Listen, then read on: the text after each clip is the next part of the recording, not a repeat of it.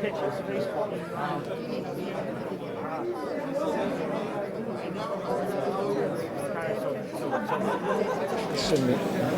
Good morning, everyone. Thank you very much for everyone being here this morning for the Plymouth County Democratic League Cheers Breakfast. Please be seated while we start the program. We have a great lineup of elected officials and candidates who would like to speak to everyone this morning. I'm the new chair of the Plymouth County Democratic League committee and league here.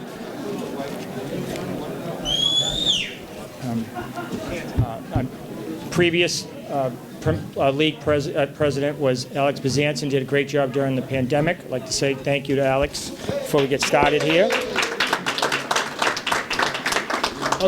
I'd also like to thank the executive board, the officers of the league that worked hard on putting this event together. We have events coordinator David O'Reilly, who did a great job of organizing this whole event here, as well as Roger Woods, who kept everything in check as we moved along with this event. And also a big shout out to and a thank you to John Bowes, our outreach officer, who has been sending multiple blasts of emails, social media. Unbelievable. You guys are a rock star in the social media area, and I want to say thank you for that. And I also want to have a special thank you to my wife, Susie, who puts up with all my democratic ways, puts up with me doing all this stuff. So without further ado, I'd just like to bring up Plymouth County Register of Deeds, and actually the family founded the Plymouth Democratic League, and John Buckley, and also Register Probate Matt McDonough. Thank you. This is Diane Phillips. Could you come up and join us wherever you are? Here we go. Good. It's this microphone. It's like you got to get right into that. Okay. Well, could everyone please stand for a moment of silence? So this moment of silence is for all our family members, friends, and members of the league that have passed away since our last gathering together. Specifically, it's for our great friend, Bob Mccarthy, who recently passed away. Bob Mccarthy was a tremendous individual, a model of public service. He grew up in the town of East Bridgewater, went to East Bridgewater High School, was involved in the sports programs there, went on to West Point, where he played football for West Point. He was a tackle there. He played on the number 2 team in the country for Army back then, and he played with and against Heisman Trophy winners. He also just had a lot of love for his town. He served as a selectman, a state representative, and state senator, and then he served as the Register of Probate for Plymouth County. Matt McDonough's one of his successors. He also was a great Democrat. He and his wife Roberta showed up at every single event in Plymouth County, particularly the Plymouth County League, and Diane Phillips is his successor as chairman of the East Bridgewater Democratic Town Committee. He was active in his church, he was active in Kiwanis. He was so well remembered by all of us. I guess just ask you for a minute of silence. Bob Mccarthy will be missed. Thank you all very much.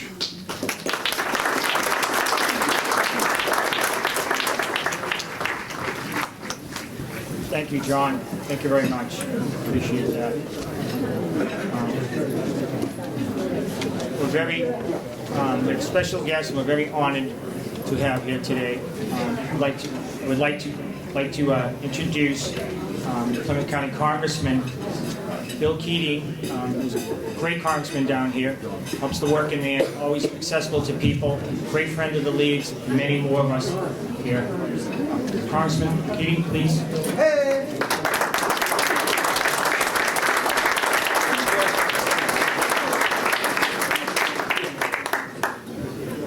try this just to be heard. And I won't be long, so I think we're safer that way. Thank you, George. What a room full of people. What a great day. Where's this? Okay, we'll reposition the mic. Thank you. How's that? Better? All right. It's a pleasure to be here. Pleasure to be among all so many active Democrats. I enjoyed my time with Local 4. We had a great conversation. That's the kind of informal conversation that all of us miss, and COVID has had such a great effect on. Just a quick note to my friend, Bob McCarthy, who we all lost just within the last couple of weeks. He was someone in my early years that we worked together. He was the state senator for Foxborough. I was the state representative, and we worked together, and he helped me as a young legislator move forward, be effective in the House, and is a man of integrity. I want you to keep his memory and his wife Roberta, Alan, the rest of the family, his daughter, all in our prayers for that. I could share with you many stories about Bob McCarthy. I'll do one, and I'll do a segue to what I'm going to say. It's a different era, you've got to remember, back then. And we had the Democratic Unity event one evening, much like we're having here for breakfast this morning. So all the regional Democrats got together, and Bob and I were asked to say a few words. And so he gave his speech, I gave mine. You'll be pleased to know they were both short. And we proceeded to sit back for the night at this. It was a bar room is where the meeting was. And as we sat at the end and said, let's just have a beer together and we'll leave, all of a sudden a beer bottle from across the room, not intentioned at us, I'm sure, flew right between us in the air. We put down our drinks and Bob said, I think we've had enough unity for the evening. And we left. But he was a man of integrity, and he will be missed. Those of you that knew him or were represented by him were blessed. Unity, Democrats, messaging, Democrats. We're having a few problems in that regard. Let me tell you, in the House, where there's all kinds of discussion and you read articles, but when you look at what's happening in the House, I remember the words that Speaker Pelosi often uses, that in diversity is our strength, but in unity is our power. And we have to be united as a party, and we're doing that in the House. Despite what you read, we are coming together, and we have done truly historic things. Now, on the messaging thing, very quickly, it's something I want to expand on, but it's something I thought about given this morning's address and who I'm speaking with. We don't do the best job messaging as Democrats, and we have so many things that affect people's lives in such a fundamental way that we have done during particularly these pandemic years that have helped save this country, literally. And we don't get the message out. I talked to one union friend I had in D.C. once, and every time I see him, he reminds me of the conversation I had. We were talking about progressives, and he asked me, what about the progressives? And I said, well, I look at it this way. When you talk about politics, what's the opposite of being progressive? And he said, I don't know. And I said, it's regressive. And that's what the Republicans are doing. You know, during my early years in Congress, up until recently, the Republicans took great pride in doing nothing. They said so. They would say, our job is to come here and do nothing. We don't want things to change. And they actually ran on doing nothing. They became, as we all remember, the party of no. But that's changed in the last few years, and it's changed for the worse. Because if you're talking about medicine, what's rule number one in medicine? Do no harm. They've gone from doing nothing to doing harm, even during these times of national crisis.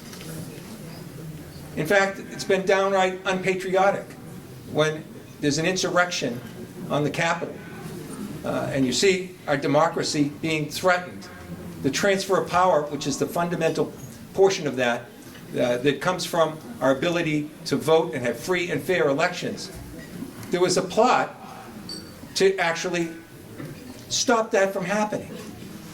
And 137 of my House colleagues, and I think somewhere around 8 or 9 senators, voted not to honor free and fair elections, the foundation of our country. They are doing harm right now. And they continue to do harm right now.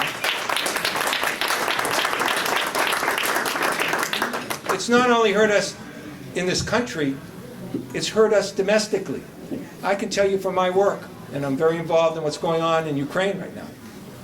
They look at the United States as the beacon of democracy. They don't look at us. They depend on us. And that's being hurt there, and it's being undercut here, and now it's being normalized and institutionalized, where they're actually going around taking officers that conduct oversight over elections, whether it's a local commissioner or secretaries of state. And their litmus test is, you first have to deny the last national election was legitimate. You have to say it's rigged. They're doing harm. So let me just get to the point about our messaging. It's not enough to say Democrats are doing something like the CARES Act, or the CARES Act 2, or the Rescue Bill, or what we passed yesterday, the competition bill, or what we will get part of, I believe, back from the Senate, important historic parts, the Build Back Better bill. And we will get part of that back. If we just did pre-K and child care alone, it would be historic. If we just added on to the green economy and a green infrastructure the way we did in the infrastructure bill, further in the Build Back Better, that would be enough. So we continue to do historic things. And the rescue package that saves so many people, our healthcare system, our nurses, helped people stay in their homes, not get evicted, made sure the COVID pandemic was being dealt with and there was resources to keep us healthy. They voted no, unanimously. They're doing harm. So I just want to tell you, these are not even up-to-date statistics, and I'll close with this because it drives this home. And we can do it together. Now my partner, I don't know if he'll arrive later, but Steve Lynch has been my partner in this region, and he does a terrific job, and he is so instrumental on infrastructure, on the Transportation Committee here. That infrastructure bill, we're seeing the effects of, $1.1 trillion. So when they're talking about fixing bridges, if they're talking about replacing the Cape Cod bridges, if they're talking about making our roads safer, remember this. It's not enough in this election, in this environment, to say, we did that. When you're looking at these individual projects, we have to remember the Republicans were against it. No. Not one person, only a handful in the infrastructure bill did it. Most of them aren't running for re-election because they're getting pushed out of their own party for just representing their people. So look at this theme once again. These are older statistics, but just at the recent things we did. And this is only my district, not Representative Lynch's district, not the whole state.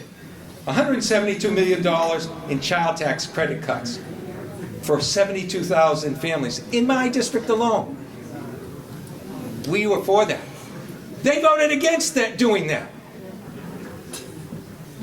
To help for our restaurants that were savaged with this pandemic, we put $94 million in my district alone. We were for it. They voted against helping restaurants and small businesses. Shuttered businesses, $385 million. We were for. Businesses were on the verge of never coming back. They voted against helping small businesses. K through 12 schools, getting them through the pandemic. $1.83 billion. They voted against it. Community health centers, $146 million in my district alone. for that important nexus to health care. We voted to help them and help people get health care. They voted against it. And back then, 149,000 jobs in my district alone, and that's an outdated figure now. We voted for 149,000 jobs, union jobs, good-paying jobs. They voted against those jobs. In the last year alone, in the Biden administration, 6.6 million new jobs created. That's about the whole population in Massachusetts. Think about that, the entire population, all that new job creation. We voted for things to advance it. They voted against it. So as we see these projects in the infrastructure, as we see small businesses that are pulling their way back, creating new jobs and prospering, it's not enough, I don't think, to bring the point home that we were for those things. We have to remind people they were against it. That's our message. Who's for the people? Who's supporting things to help people in the middle of a crisis? And who turned their back on it? Think about this in messaging. The American Rescue Bill. What's the opposite of rescue? Abandonment, endangerment, imperiling. That's their side, abandoning people, not just being neutral, abandoning them in times of need. And we were to the rescue. What's the opposite of building? And I'll leave it at this. Pulling down, disuniting, demolishing. That is their platform. That's why they don't want to have a Republican platform when they have presidential elections, because they can't run on it. So listen to this. As we go forward during these times, we should take pride in our party, take pride in what's going on at the federal level, at the state level, at the county level, and remind people who stood with the people and will continue standing with the people to get things done to advance our economy, keep us safe, keep us secure, and who voted against it. Thank you so much for being part of this.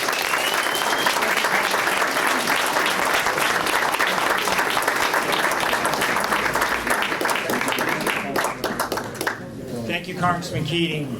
We're very fortunate to have him as our congressman in Plymouth County and in the nation fighting for democratic values. Up next is a friend, Jim Cantwell, former representative of Marshfield. Jim is one of the 100 people in the country who was a state director. He's actually state director for U.S. Senator Markey, and he's one of the 100 people in the country who was a state director for the U.S. Senator. More importantly, he was a PCDL board member and also a great friend of the Plymouth County Democratic League. Helps everybody and a great father. Thank you.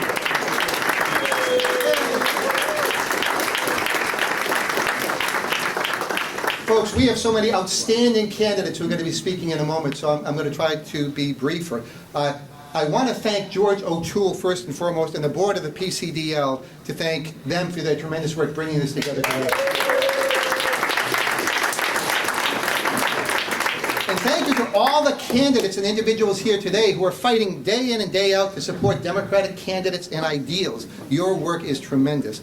My name is Jim Cantwell, and I have the tremendous honor of being the state director for U.S. Senator Ed Markey.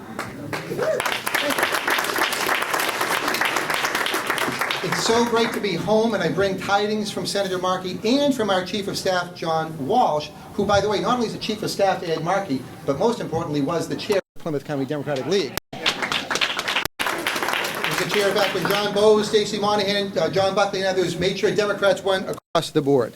I want to start with a Trump joke. But the problem with that is Republicans don't ever understand them or think they're funny. And we Democrats are smart enough to realize they're not always jokes. Many recall that Donald Trump wanted to have a military parade just before he left down in D.C., but those plans were abandoned because they were afraid the tanks would damage the roads. A similar story here. Jeff Deal, Trump's state director, dreamed of a military parade here to start his campaign, but they couldn't. They were afraid that our roads would damage the tanks. Listen, the joke is less important than just tying Donald Trump and Jeff Deal together over and over again.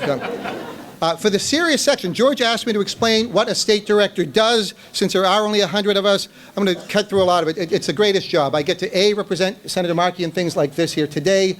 I get the greatest honor to work with people like Bill Keating and Stephen Lynch for their tremendous work. I get to be a senior advisor running some state offices. Most importantly, I'm the political designee, which is why I'm here today. My message here today in our capacity as the designee is we need your leadership. Cynicism of voters has given us a Republican Party overrun by extremists who deny science about vaccine and climate change. They deny the legitimacy of our elections. They deny people basic human rights, trying to disenfranchise voters. Sadly, the Republicans believe LGBT means let's go back in time to Jim Crow and others. Fortunately, today we're going to hear from a whole tremendous group of great candidates who are the future of our party and our democracy.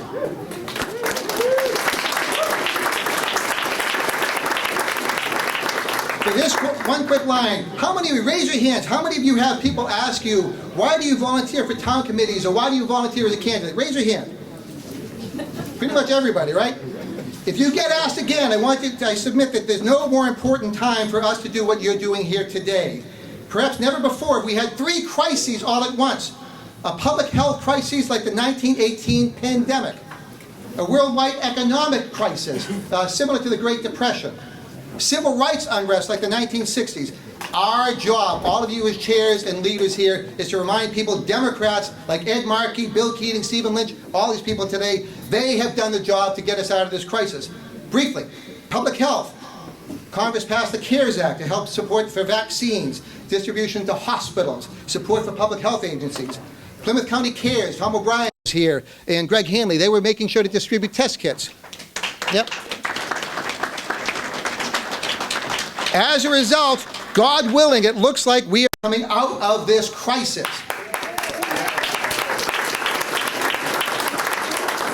Civil rights. President Biden has undone executive orders by Trump that targeted minorities, scapegoated immigrants, beat up on labor, all these different things. Joe Biden has overturned those. Clearly, we have to do more when it comes to voting rights.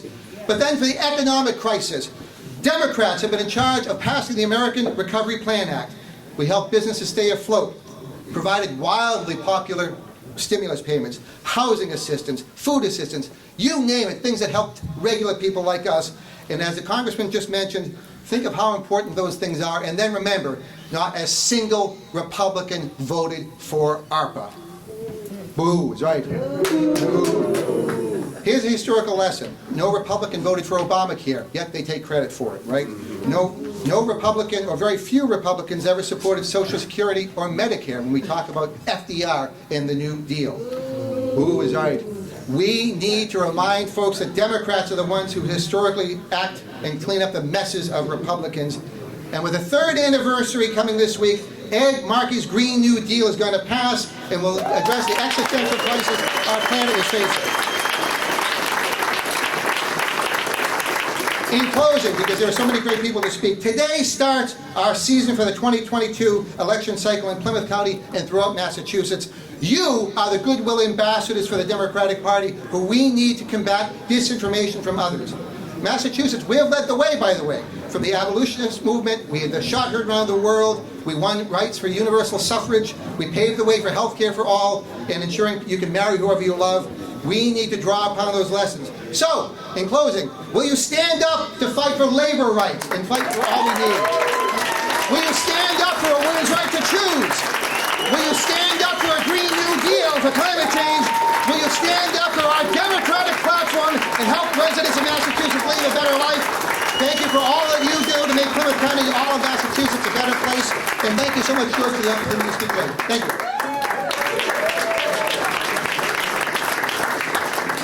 Thank you so much, Jim. It was a great speech. That was unbelievable. Thank you very much. Up next, we're very honored to have the Mass Democratic State Party Chair, Gus Griffin, to say some words. Thank you very much. Thanks, George, and thank you all for being here. It gives me great pleasure to be here. But most importantly, I just want to echo a message I've been saying for four and a half years that I've been chair. What we're trying to do at the party, and what I try to do at the party, is give you the tools to be successful.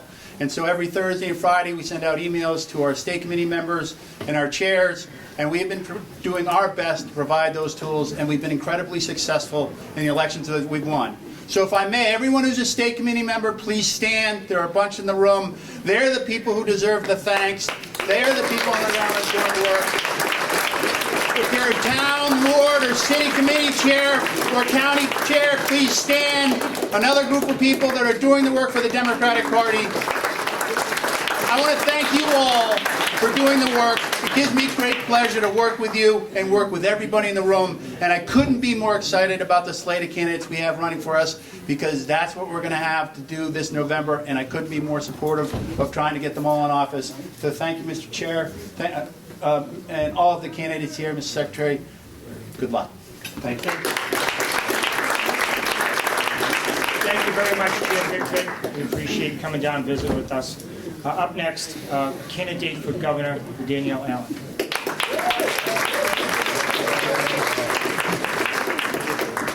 Good morning. Let's hear that back. That's how it feels good to be together. Let's try that one more time. Good morning. There we go. It is great to be with you, Plymouth County Dems. And I want to just say great thanks to George O'Toole and Gus Bickford and Jim Cantwell for kicking us off here, and Congressman Keating, Congressman Lynch. Terrific to see your leadership in Washington, and all the labor leaders who are here, and Democratic State Committee leaders and town and city leaders.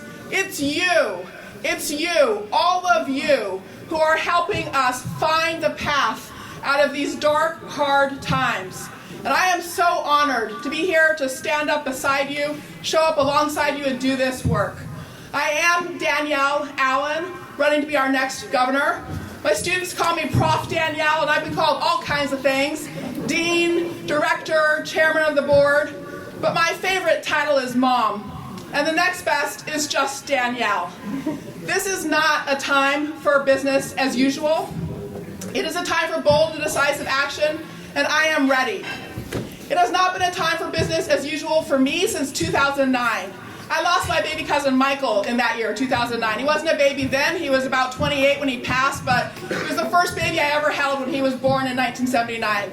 I was a lonely kid being bullied on the school playground that year, and my aunts delivered a ready-made new best friend. And I lost Michael to a combination of mass incarceration and gun violence.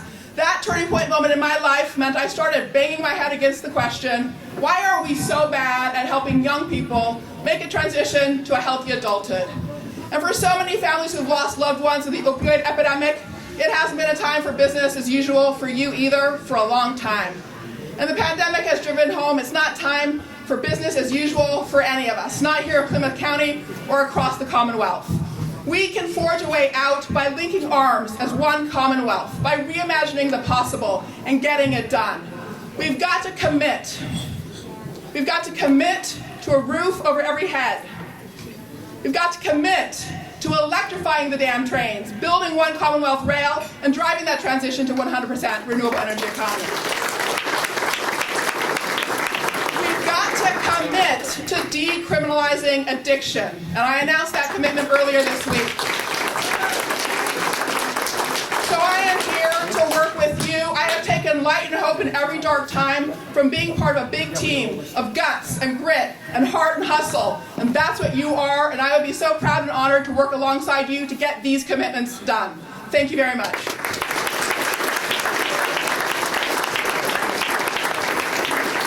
Thank you very much, Danielle. Up next, and also another candidate for governor, Sonia Diaz.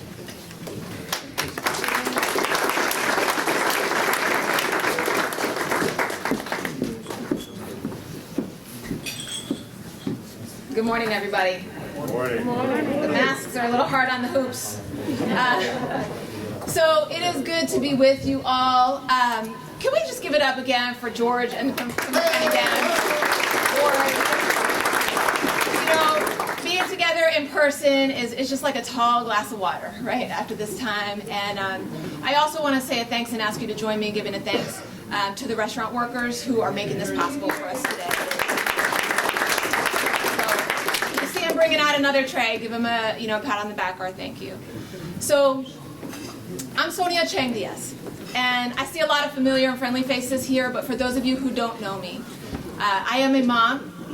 I am a former public school teacher. And I am Massachusetts' first Latina and first Asian American state senator.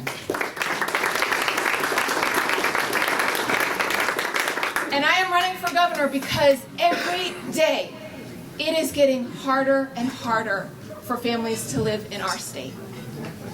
For the past 13 years, I have fought like hell alongside some of you, and I see my colleagues from the legislature here, alongside many of you, to tackle the most pressing challenges that we face as a state. And we have won big, $1.5 billion, with a B, in education funding for our schools every year. Criminal justice reform, police accountability, LGBTQ rights, which you're right, does not stand for let's go backwards. But in that same time, I have also seen firsthand that we still have too many people in government who are more concerned with holding on to power than doing something with it. And you know what? It doesn't have to be that way, because we can deliver a debt-free, quality education to every kid in Massachusetts from birth into adulthood. We absolutely can take a page from the great leadership book of Ed Markey and pass a Green New Deal for Massachusetts to win the fight against climate change and create tens of thousands of good, paying, family-sustaining jobs right here in our state. And we can also solve our housing crisis and close the racial wealth divide in our state.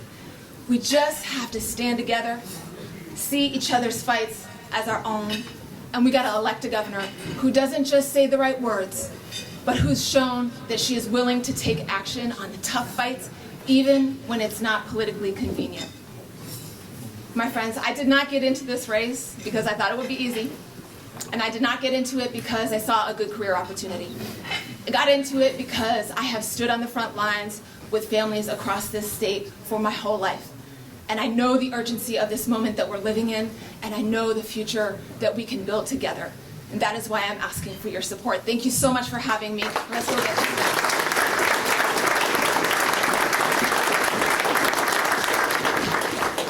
Thank you very much, Senator. Up next, we have our Secretary of State, Bill Galvin. Thank you. Thank you, George. Thank you. It's so great to be with all of you once again in person. I don't think there's anybody who's speaking as a candidate today who's been with the Plymouth Democratic League for longer than I. Now, some people might hold that against me, but I don't. I certainly am grateful for the tremendous support that you've presented to me over the years, and I'm proud of the support that I've given to Plymouth County. You know, over the last 4 years, all of us have been through a great deal because of the pandemic and many other things. And as active political people, you know the challenge to democracy that we faced over the last several years. And you know that we have risen to that occasion. Here in Massachusetts, we authorized vote by mail, early voting in person, we allowed for registration online, automatic voter registration, and many other things that have helped voters. And I'm extremely proud of that effort.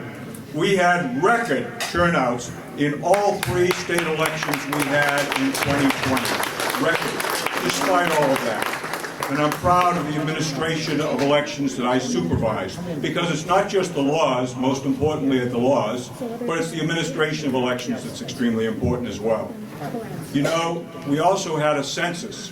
When I was listening to Congressman Keating, I was thinking of the fact that we had a census here in Massachusetts, which I was the coordinator of, which for the first time we broke 7 million people. And we protected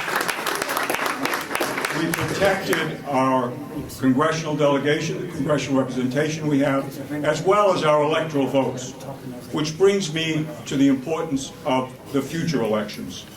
We all know what's been going on around the country, the repeated efforts and successful, unfortunately, of Republicans to dial back voter rights. They want to rig the next election, even though they claim the last one was rigged and it wasn't. You know, when you call out false claims of voter fraud, you have to have the expertise to be able to call them out. So when Donald Trump falsely claimed that busloads of Massachusetts voters went up to New Hampshire to take New Hampshire from him, I called him out and it was deemed a fraud because of the evidence that we brought forward, and I know that. But you have to have that expertise to do that. I am now the senior Democratic Secretary of State in the country who has control of elections. And I intend to use that post to call out false claims of fraud and to demand the rights of voters. My office, of course, has other responsibilities, and one of them actually touches quite close here in Plymouth County. Recently, we've been dealing with a case where the MetLife Insurance Company has bought out the rights of many pension funds, people who had been employed and contributed. And they claimed they couldn't find the people they owed pension payments to. Couldn't find them. In some cases, they couldn't find them. They claimed for 10 years. My office took it over. We found them in a matter of time. People who hadn't got their payments in 10 years, we got it back. So I'm very proud of my many accomplishments, but I don't come here this morning asking you to reward me for my past activities. I ask you to give me the ability to face the challenge of the future, to make sure that in the 22 election and the 24 election, which everything depends upon, we have a good, honest vote in this country, and we have a vote that we can defend. And I believe I have the expertise, not only here in Massachusetts, but across the country. And I need your support in the coming election. Thank you very much.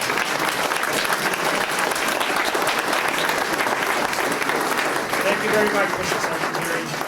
We have up next a candidate running for Lieutenant Governor, Senator Lis.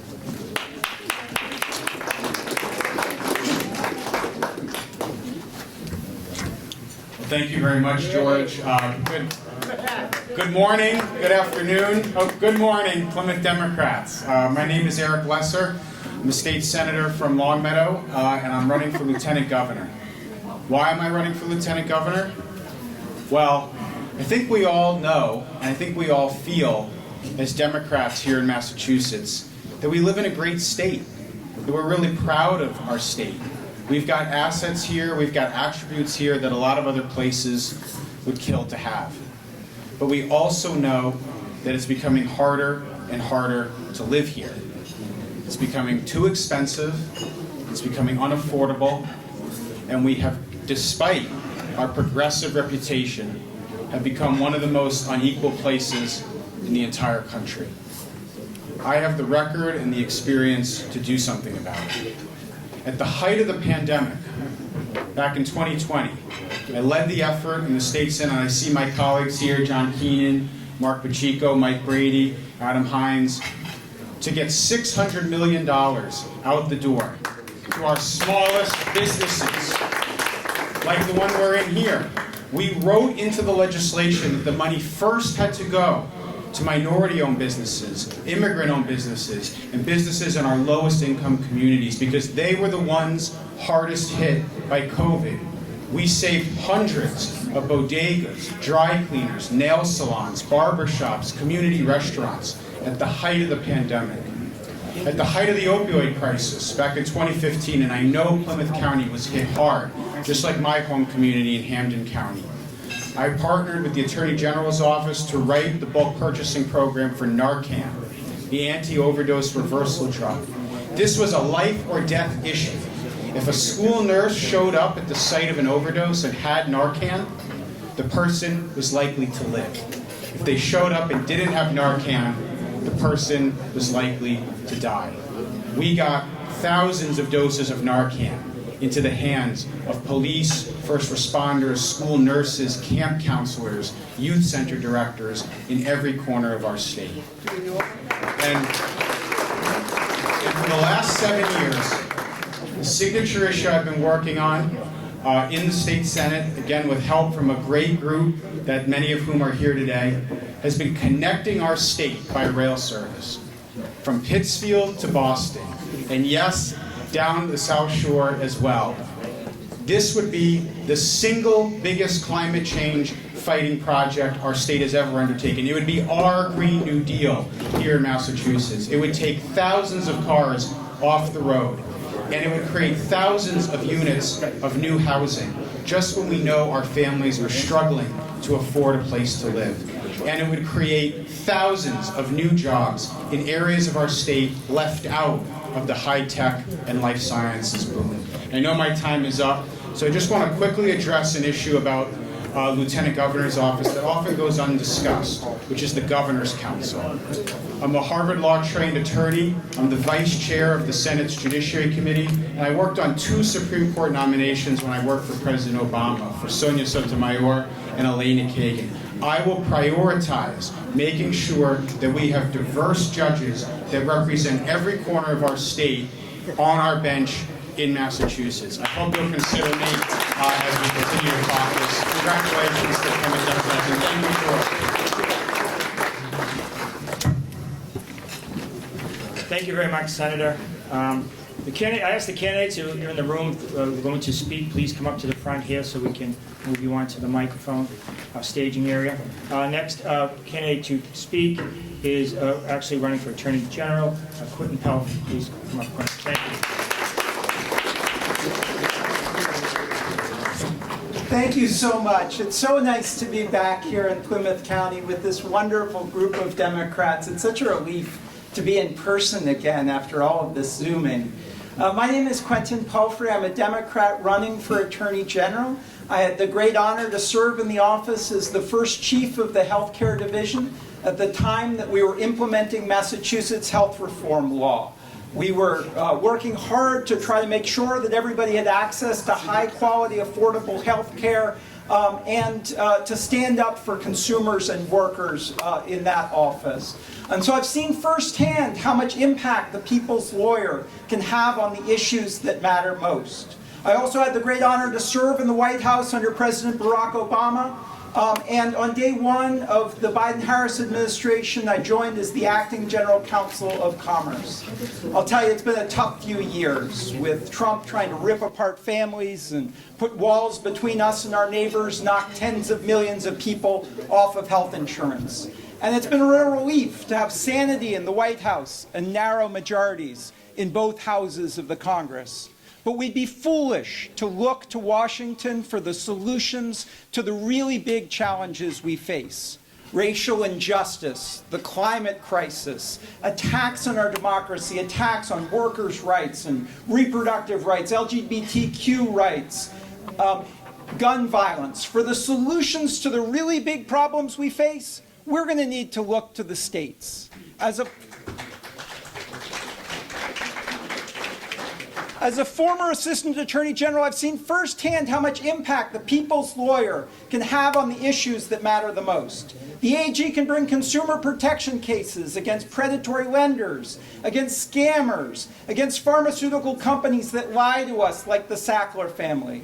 The AG can bring much-needed urgency to the fight against the climate crisis and to the fight to preserve our democracy. So I'm running for Attorney General, and I want to run the kind of campaign that respects and empowers and includes people all across the Commonwealth. I would be honored to earn your support in the caucuses that are kicking off today and in the convention in June. When I first thought about running for office, there were these awful events in Charlottesville. Since then, we've seen children in cages. We've seen collusion between the Oval Office and foreign adversaries. We've seen an armed mob storm the Capitol while Congress was in the middle of its most sacred duty. And I think we need to ask ourselves, what are we going to tell our children and our grandchildren that we did in this moment when our American values were so obviously under attack? And I want to be able to say we stood up and we fought back and we pounded our fists on the table and screamed till we were hoarse that this is not the kind of America we want to live in. So I'd love to have your support, and I'd love for you to join with me to build a grassroots movement from Plymouth County to the Berkshires to take back our democracy and lead on the issues that affect people every day. I'm Quentin Pulfrey, and I'd love to have your support.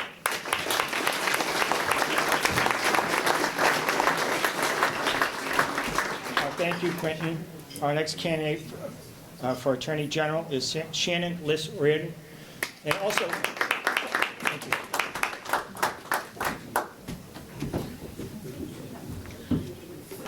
Thank you so much. It's wonderful to be here today. All right, you can hear me? Yes. Good morning. My name is Shannon Lis Reardon. My career has been dedicated to taking on big challenges and delivering big results for regular people. I have spent my career using and shaping the law as a tool to make people's lives better. For more than 20 years, I have represented working people.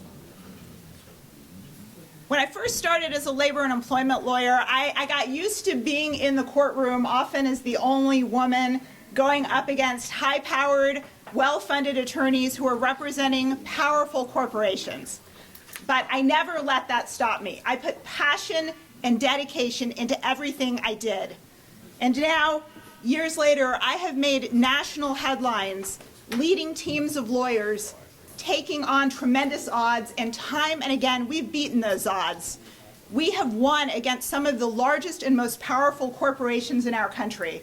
Companies like Starbucks, FedEx, Amazon, Uber, IBM, my alma mater, Harvard University. I have represented waitresses and construction workers and firefighters, truck drivers, Uber drivers, strippers. I have helped workers recover hundreds of millions of dollars that corporate America stole from them. And I'm proud to have fought this fight for the people, against the powerful, and I will do the same thing for you as your next Massachusetts Attorney General. I have been called the workers' champion, and now I'm ready to be Massachusetts champion. I know what it takes to deliver for the people. My work has changed industries. So let me give you just one example. Back in 2001, I started getting calls from wait staff who were complaining that their managers were taking a share of their tips. So these were hardworking people who put food on the table, they paid their rent, they supported their families by relying on the generosity of the public they served. But their bosses were taking part of their hard-earned income by skimming off their tips. And I knew that was wrong.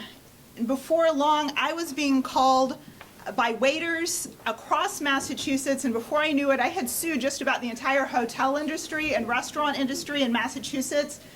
And I led a string of cases that established the law in Massachusetts that tips are for workers, not for owners. And then that work expanded nationwide. And now there is not a hotel or a restaurant or airline or gig economy company that doesn't know that they better keep their hands off workers' tips, because otherwise I'll come after them.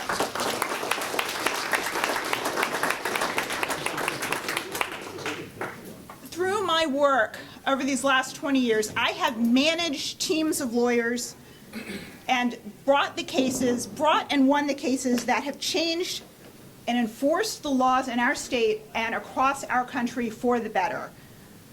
This is a really difficult moment for a lot of people, but I think difficult times like these are times when we have a real opportunity to forge a better future. Massachusetts has long been one of the leading states in the country for protecting workers' rights, but there is so much more that we can do. We can and should be leaders across the country in growing a fair economy, fighting institutionalized racism and discrimination, lifting the burden off working parents, protecting reproductive rights, and saving our planet. The role of Attorney General is to be an advocate and a resource for the people, to lead the people's law firm and deliver meaningful change. I am ready for that work from day one. I'm the only one in this race who has represented working people. I'm the only one in this race who is a practicing lawyer. My life's work has been about taking on the biggest threats on behalf of the people who need it the most and delivering change. My name is Shannon Lis Reardon. I have been doing the work of Attorney General in my private practice for the last 20 years, and now I'm ready to do more. As your next Massachusetts Attorney General, I humbly ask for your support. Thank you so much.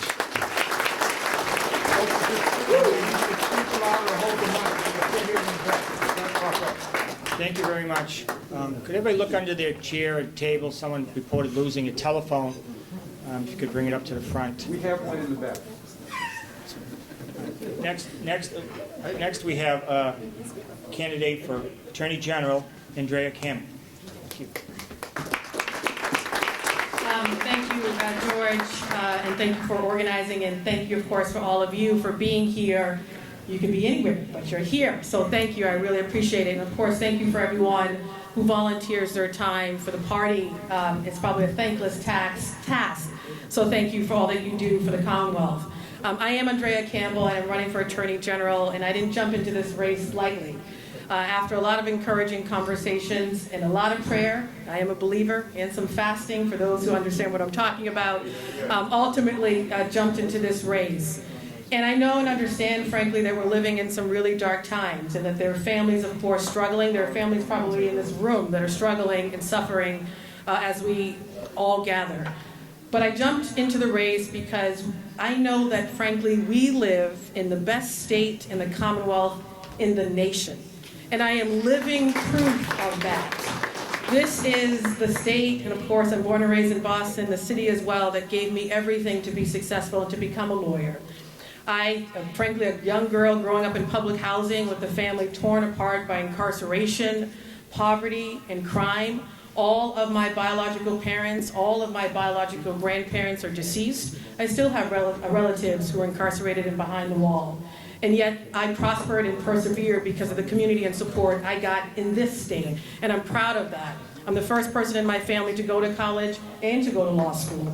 I started my legal career, and I've actually not only represented workers, but the most vulnerable.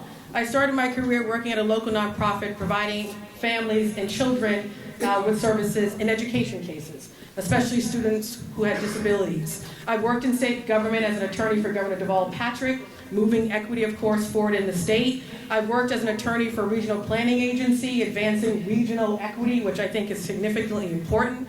And this was an agency that covered 101 municipalities in the Commonwealth. And I've been blessed to serve as an elected official, and frankly, representing folks on a whole host of issues, of course, standing up for workers, pushing for a better education system, including pre-K for our families, ensuring families had access to a living wage, of course, the tools to grow their wealth, to stay in their homes, to buy their homes. So running for Attorney General is frankly a continuation of that work. And I've always been a public servant, turning pain into purpose. That wouldn't change. This office is not just the top cop and the law enforcement official in the state. That is important. It is also an office that can move the needle forward on a whole host of issues. And as Attorney General is blessed to become the next one and to earn your support and vote in this race, I would move for fundamental change and progress. Of course, on climate change and resiliency, racial inequities which still exist in our beautiful Commonwealth, absolutely ensuring that every family had access to a good education, healthcare, physical, mental, and behavioral, as well as the tools to build their wealth. Of course, a living wage, benefits, that should frankly be a guarantee. And I actually think it should be more than $15 an hour, just saying. And I'll just say, there are so many other issues and things this office can do. My goal is not just to build a grassroots campaign and to be in every zip code in every county, not just Suffolk County, but every county in the Commonwealth. It's to make sure that the average person understands that the AG's office, no offense to the other folks running, is the best office to actually deliver with a sense of urgency quickly on the things they're struggling with every single day. So I hope to earn your support. Thank you for being here this morning. If you want to join my team, please do. We need help caucusing, signatures, all of that. But thank you for having me this morning. Thank you. Thank you so much. Our next candidate who is running for State Auditor is Diana DiZoglio, Senator Diana DiZoglio. Thank you, Senator. Good morning, everyone.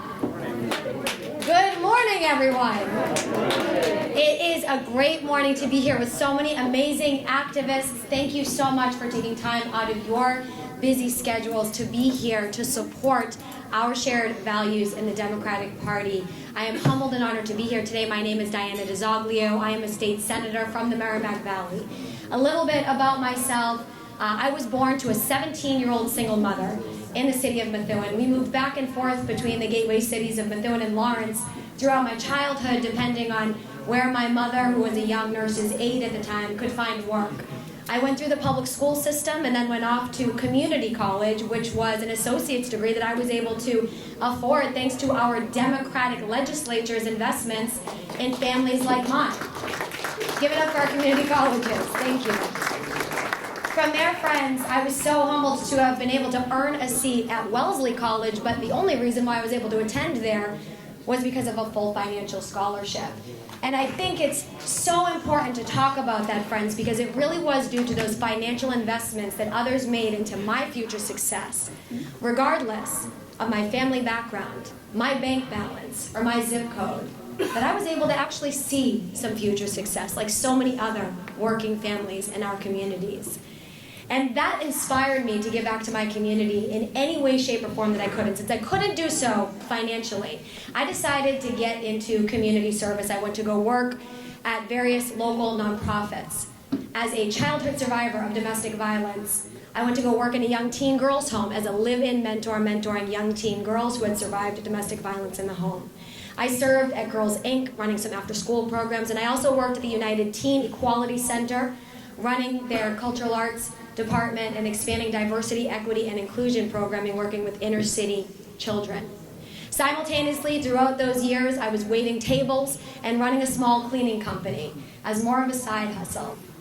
And I got offered a job working at the State House in the House of Representatives for a state representative. And I will tell you, I took that job not even knowing what a state representative did, but I knew that I needed health insurance, so I went in for the interview, and I took the job. And it was like drinking water from a fire hose. I learned about all the great things that our state legislature can do, from investing in early education, public education, and higher education, fighting against climate change, fighting for workers' rights. Thank you to all of our labor leaders in the room here today.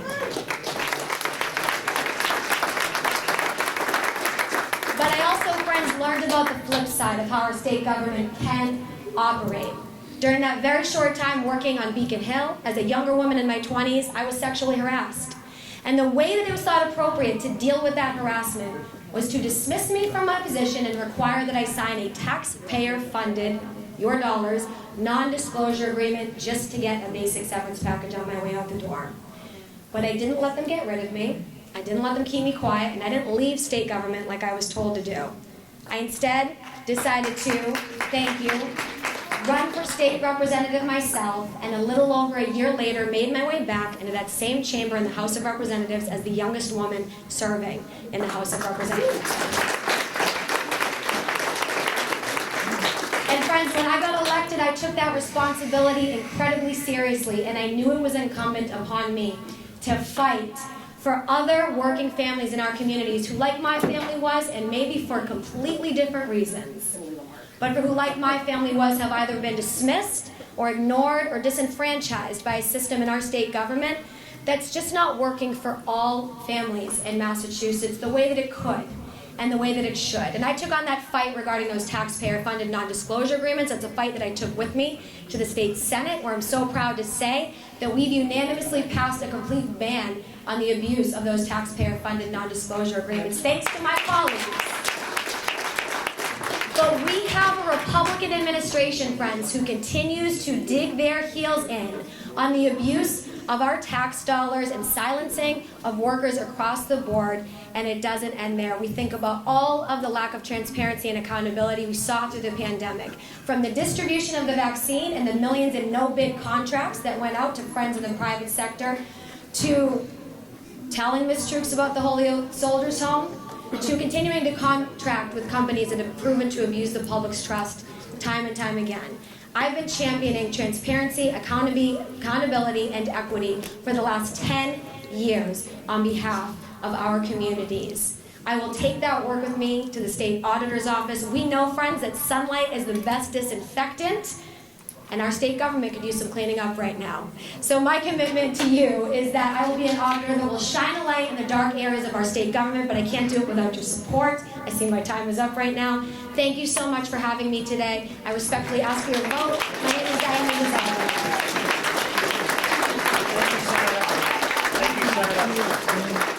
Thank you, Senator. Some candidates are in their cars doing virtual caucuses, so that the flow of this is going to be in and out a bit. So anyways, all candidates in the back, if they're there, come forward, please, so we can have you assigned to get up on the microphone. Our next candidate is running for Lieutenant Governor, Brett Beardo.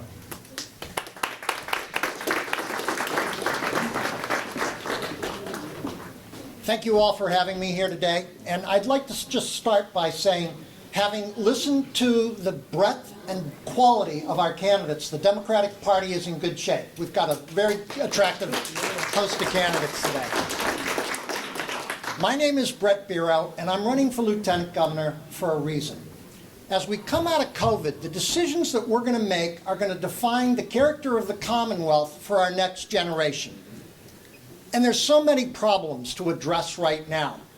Whether we're talking about the need for helping our small businesses in our forgotten towns and gateway cities create economic revitalization in those communities, whether we're talking about ensuring that our education system opens up safely for both students and teachers and maintains the high level of excellence that this state is known for, whether we're talking about addressing the existential threat, but also the tremendous opportunity for Massachusetts to become a thought leader in the renewable and alternative energy industries, the challenges that we confront are significant. But they don't just limit to the big issues.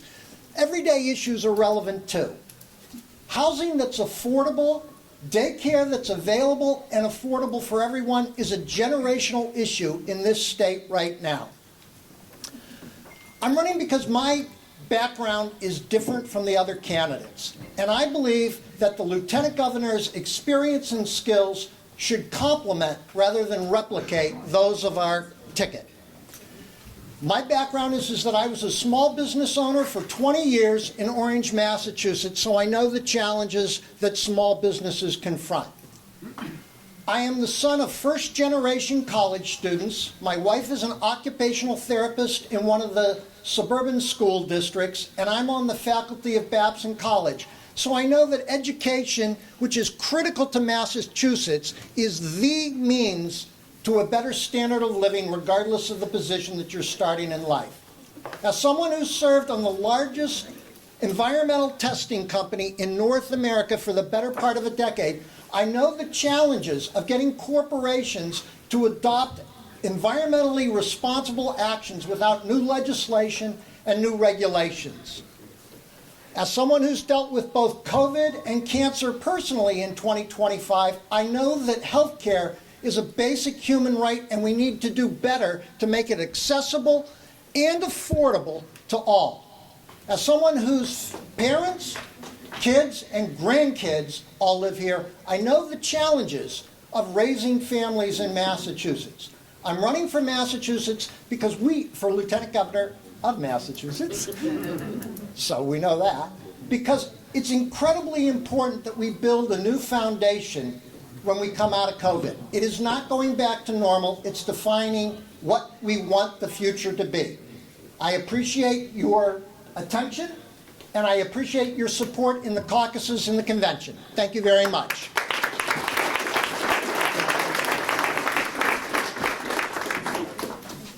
Good morning, everyone.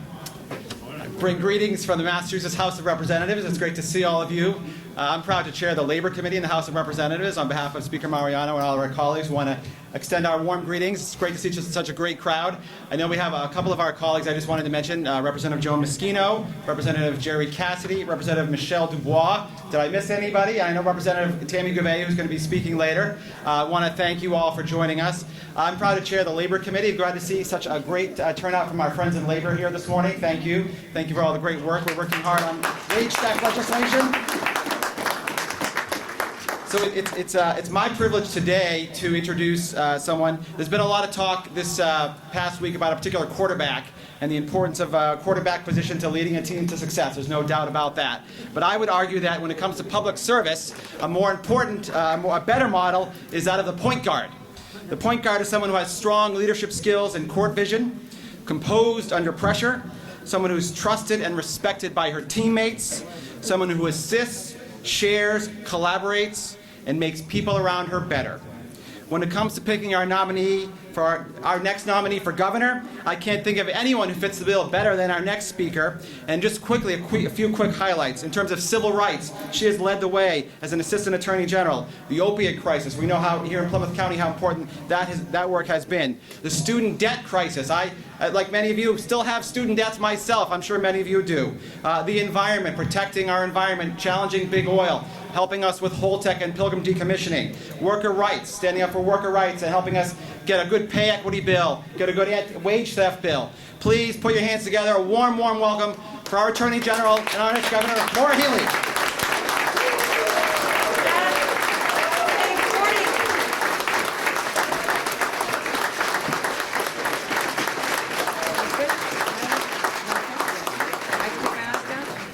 Great. Hey, good morning, Plymouth County. It is so great to see you. It is so great to be here. I think I was last here before the high school opened, so awesome. We got the high school open.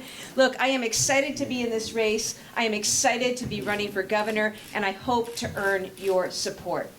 Some of you may know me, others of you not. I'm a kid who grew up in Seacoast, New Hampshire, raised by a mom who raised the 5 of us alone while being a school nurse. Waitressed my way through high school and college at the Hampton Beach Casino, went to Harvard and played hoops and continued to play and eventually had to grow up, went to law school because I wanted to help people. It led me to a career in the Attorney General's office where I took on DOMA and big banks, and it led me to run as an unknown candidate many years ago. Since then, as your Attorney General, I've been privileged to serve and to try to deliver day in and day out for the state, whether it was taking on Purdue Pharma and the Sacklers, taking on ExxonMobil for lying about climate change, standing up for and defending reproductive rights, standing up for students who are victimized by predatory lenders, or the overall ethos of the office. And me as a civil rights lawyer, I can say this, putting equity at the center of all the work. These are some of the things that I'm proud of. And I can tell you, as your governor, I will work the same way. We will make people the focus all across the state. Massachusetts is the greatest state in the country. But for far too many people, it's just a little too hard. So as governor, I want to focus on addressing the high cost of living. I want to invest in housing and transit. I want to be aggressive on climate change. I want to make sure that we are centering our work around the people of this state. That's what drove me as the people's lawyer, and that's what will drive me as the people's governor. I ask for your support. I hope to earn it here in the caucuses and in the days ahead. And as always, I'll work my tail off to do anything I can do. Massachusetts, think about our potential. Greatest hospitals, greatest schools, greatest research, greatest innovations, greatest companies. How can we convene and harness it to drive forward with an economy that's really going to help each and every family in this state thrive? Thank you for all you do. I look forward to seeing you out on the trail. Thank you, George. I'm the Plymouth County Democrat. Thank you very much, Attorney General. Appreciate you being here. Our next candidate is running for Lieutenant Governor, Kim Driscoll, Mayor Kim Driscoll. And we're going to have Commissioner Ray Hanley say a few words first. Thank you. Thank you, George. Good morning, Plymouth County. I am so happy to be here at this event. We got crushed by COVID, okay? And this is what the Hanleys look forward to, right? This is like the Super Bowl for me. I feel like I'm at a reunion, and I'm so happy to see everyone in this room. It's been a long time since we've been together. I want to thank you from the bottom of my heart. I haven't had the opportunity to say thank you for letting me be your county commissioner one more time. 140,000 of your friends and mine voted me to top the ticket for the 3rd successive time as the only Democrat. I serve with 2 Republicans. So I want to thank you all for being here. And George, congratulations to you and the board for revitalizing this. This is where it's at, folks. I want to take a moment of personal privilege to talk to you about a candidate that I think should be right on the undercard of this next gubernatorial experience. She is someone who, on her own, as an executive, has made decisions lonely at the top that have always been inspired by doing the right thing. And I'll tell you what, I felt that 2 years ago, and you can Google the time frame right at the beginning of COVID. We at the county were left alone to kind of find our own way when the administration went after Plymouth County for taking on CARES Act. Google April 27th to May 1st to see how fierce it was. And when you want to know who your friends are and who's in the foxhole with you, that experience melded together the response of Plymouth County. And it wouldn't be possible without my reps and senators, the people who stood behind us despite the administration's attempt to discredit us. And where are we now? Plymouth County has been recently lauded by the White House for the lowest administrative cost of CARES Act in the country. Think about that. Okay? And what has happened on the other end? Under the Republican administration, the legislature took his money away and they quarantined it for good reason, because it was his group that wasn't qualified to do the project. And as I stated, it wouldn't be able to do this without our partner, Senator Markey, on the federal level. Go right ahead. You think about, too, you're here standing in for him. Jim has been an incredible supporter of Plymouth County through all of this. And all you have to do is go around and talk to your cities and towns and see how much money they got in return versus the state's program. It's been wildly successful. Congressman Lynch, Congressman Keating, all there on the federal level when we were being intimidated by the Massachusetts Inspector General on our work. Tom O'Brien, the architect, the Plymouth County Treasurer, Eagle Scout. Who are you going to leave trusting the money but the treasurer who's an Eagle Scout, right? He is the architect behind it. But if it wasn't for our delegation, our reps and senators, it wouldn't be possible. And why am I saying this? Because on every level, Mayor Sullivan and Brockton, you need to hire municipal leaders who have experience.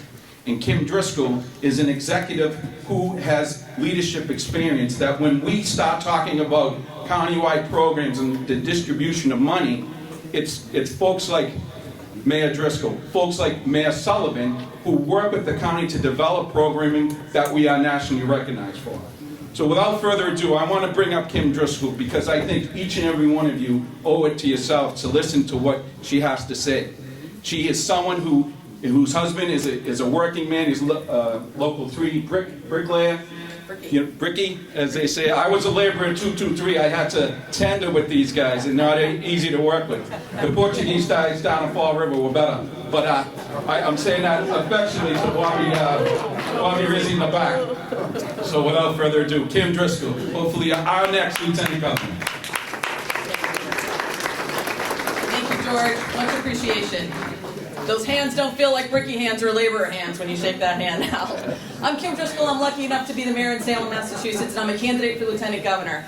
A little bit about me. My dad's from Lynn. He was a chef in the Navy, and that's where he met my mom, who's a native of Trinidad. I came to Salem to go to college. I fell in love with an amazing city and amazing man, my husband Nick, who is a second-generation union bricklayer from Local 3, Mr. Rizzi in the house. And we have 3 kids, Delaney, Eilish, and Nikki, who we were really fortunate to raise in a welcoming and inclusive community. Early in my career, I was able to work for the city of Chelsea. I've been involved in local government for more than 2 decades.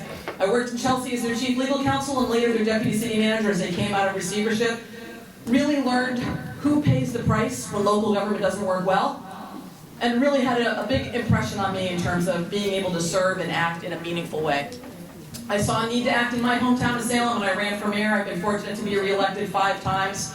Along the way, we've made Salem a hip, historic destination for residents and visitors alike.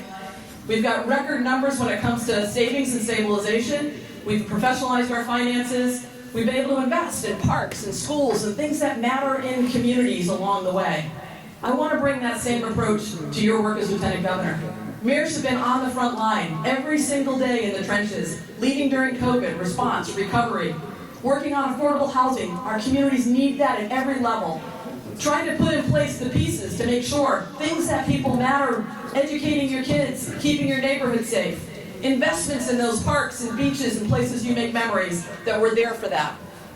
I think it's a sense of urgency, and it's a call to really wanting to make a meaningful difference in your community. That's what mayors bring to the table. We're going to need a strong, symbiotic relationship between the state and cities and towns as we come out of this pandemic. We know how important it is for cities to have a partner they can rely on, a carrot, a stick, sometimes getting out of the way. It makes a big difference on the lives of the people who live and work in our communities, that we know we have a state partner you can rely on. I want to be that partner for all of our communities in Massachusetts. It's a language I know, it's a language I love. There's no hiding in jobs like mine. We don't talk about doing things. We actually have to go out and operationalize plans, balance budgets, do it every single day. We've worked in my community to do things like expand pre-K. It helps working families, it helps kids, now more than ever we need to do that. When you think about Alabama, every 4-year-old has high quality pre-K in Alabama, and we don't have that here yet. Those are actions that we can take. We're going to have some resources. I want to work to put them to work in our cities and towns. I think I can be a partner that works across all our Commonwealth cities and towns, and look forward to having your support in this race. Please join me. I'm at kimdriscoll.org. I need everyone's support. Running in one city, getting things done in one city. I want to do it in all 351. Be honored to have you with me. Thanks so much.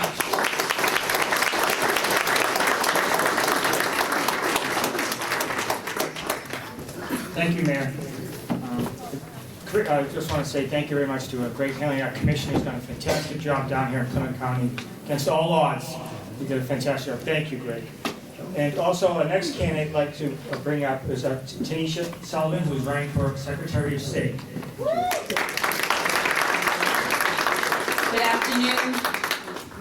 Thank you, George, and to your board for your leadership. It is definitely needed in this moment. I am Tanisha Sullivan, and I'm running for Secretary of State.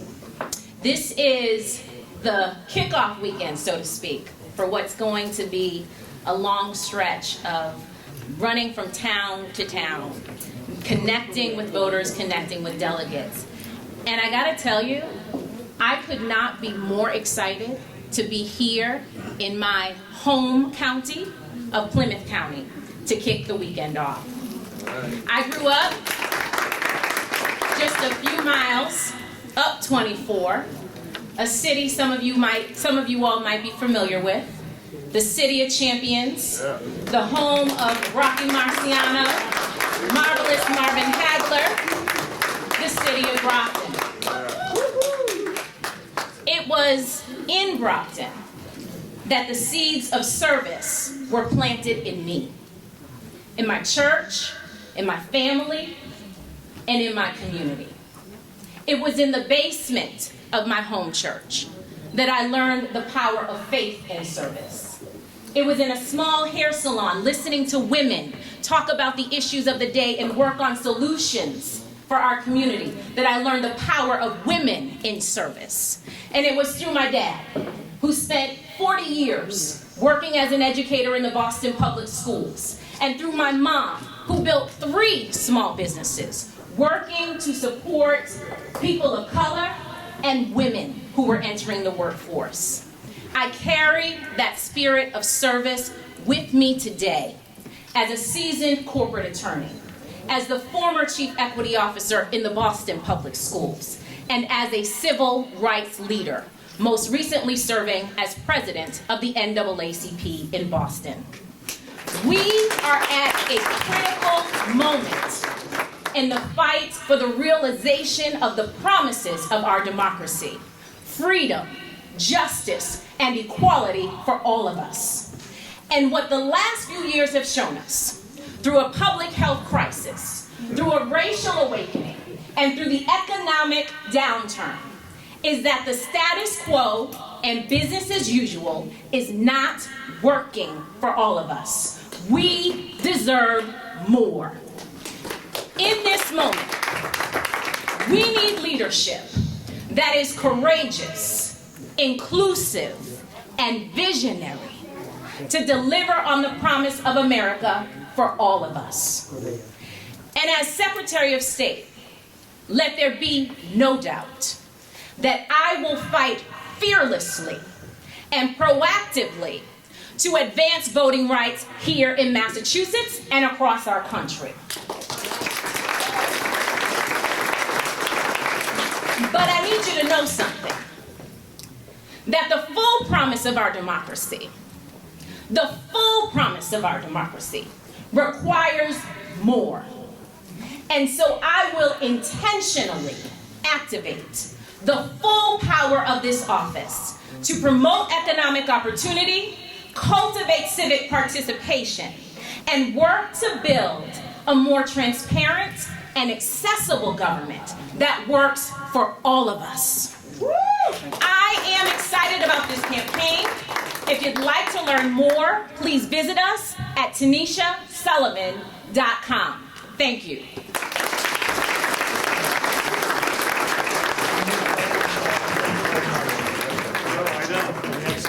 who's running for Lieutenant Governor, is Senator Lynn Hintz.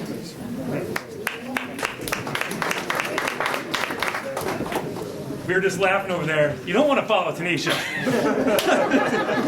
Man, just get the crowd going. We love it. But look, my name is Adam Hines. I'm running for Lieutenant Governor. And quite honestly, it's because there are rare moments in history when you have an opportunity to finally make progress on equity and finally learn the lessons from what we've seen in recent years to change the direction of this Commonwealth. It's what got me into this race, and it's going to take bold leadership. Leaders with a background, proven background of bringing people together. That's exactly what I did for nearly 10 years in the United Nations. I worked in the Middle East. I was in Baghdad. I was in Syria and Jerusalem. And it was all based around either ceasefires and negotiations around disputed territory and on. And I know that sounds tough, but if you think that's bad, try negotiating between the Senate and the House up on Beacon Hill to get a bill out of committee. It's not easy. I mean, you need these skills. I'm not looking at you guys, the House members. Jeez, is this thing on?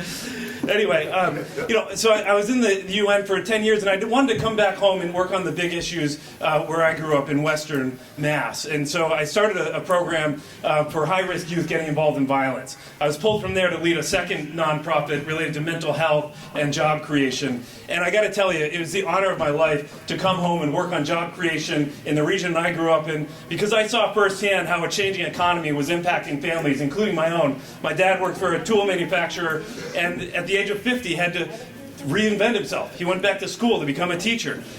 Just retired recently from the MTA, and is still a proud member. And I got to tell you, to all you labor guys and sisters and brothers, thank you, thank you, thank you. I mean, we need you. It's because of our economy that's had decades of wage stagnation and stifled mobility that we found ourselves where we were during COVID, with so many people living close to the edge. No matter how hard you work, no matter how many hours in a day, you can still be close to economic disaster, and it's just not right.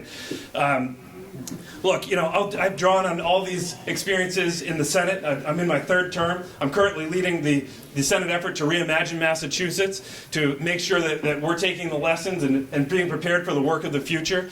And I focus on transportation. And so we're starting a new train line from Pittsfield to New York City, connecting with economic centers so that our region can thrive. And we'll continue that great work as your next Lieutenant Governor. I'll close with this.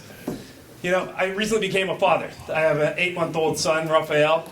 Yeah, I know. You should be applauding for my wife, not for me. But and it changed your perspective, right? You're fighting for the urgency of now, for be it climate change, so that we're kind of protecting ourselves now. But it's certainly so that the next generation can even exist, right? We're fighting for social and racial justice so that this generation can experience it differently. And in fact, my son is a part of the migration story. My wife is Mexican-American, Alicia, and her grandfather came to this country, drove trucks his entire life so that she could have every opportunity available to her. And yet, the data says that that type of intergenerational mobility is almost non-existent right now, and that's what I want to restore in this Commonwealth. I can't wait to work with all of you for the months ahead, and thanks for giving me your time this morning. Keep up your great work.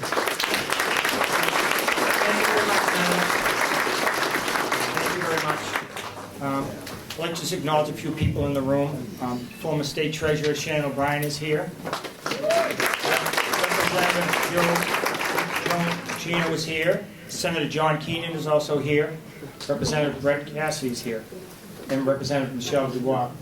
Our next candidate is running for Lieutenant Governor, State Representative Tammy Gobert. Thank you so much, everybody, for being here. Thank you to the chairs. Thank you to George for all of your organizing efforts. It's really exciting to be here as we kick off our caucuses. I'm State Representative Tammy Gobert. I'm running to be the next Lieutenant Governor because I believe that we deserve leadership that puts the health, the well-being, and the dignity of every single person at the center of the ways that we are making decisions. And I believe that in a state that is as rich in resources, in history, in culture, in connectedness, that there's no reason why any region or any person in our state should be left behind. I grew up in the city of Lowell. My grandfather was in the Carpenters Union. That really put my family on solid economic footing. It's why my parents were able to buy a two-family home. They rented out the upstairs apartment to stretch their wages. We were very lucky that we were not on the brink of economic disaster, but that was not the case for so many of my classmates, neighbors, and friends in my neighborhood. Families that struggled with intergenerational poverty, xenophobia, and racism. These were things that I was adjacent to and that happened to people that I cared so much about. And it instilled in me a deep sense of empathy and a desire to give back to my community and to go into public service. I've been a public health social worker for the last 25 years, and most of my time has been spent focused on the opioid crisis. In 2007, so early in our efforts to address the opioid crisis, I noticed that the city of Lowell did not have a substance abuse prevention coalition, but all of the surrounding suburbs that are predominantly white did. So I approached the city manager, the chief of police, the heads of hospitals and nonprofits, and we got together and we formed the Lowell Roundtable on Substance Abuse Prevention. And within a year of forming that coalition, we secured $1 million in state and federal money. And we went on to secure millions more. Yes, you can clap at that.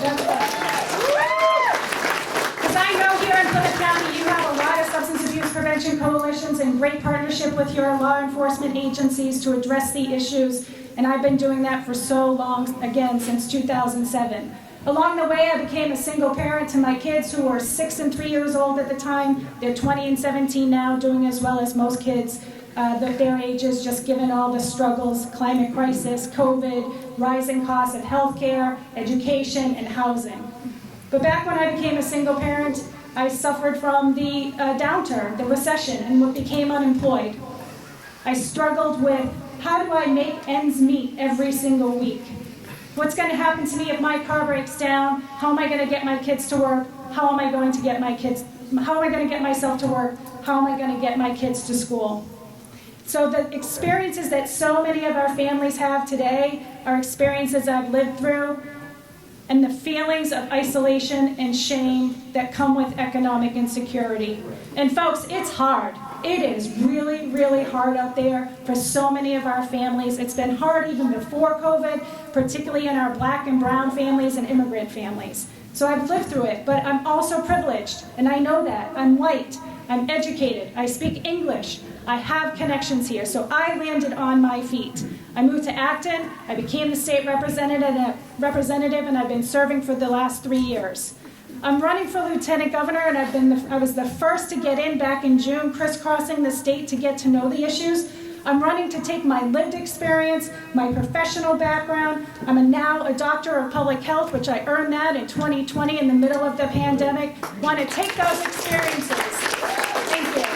I want to take those experiences that I've been so privileged to have the opportunities to earn as your next lieutenant governor, putting the health, well-being, and dignity of every single person at the center. We invite you to join our historic campaign. My name is Tammy Govea. I have all the vowels in my last name. You can look it up. You can count them out if you like.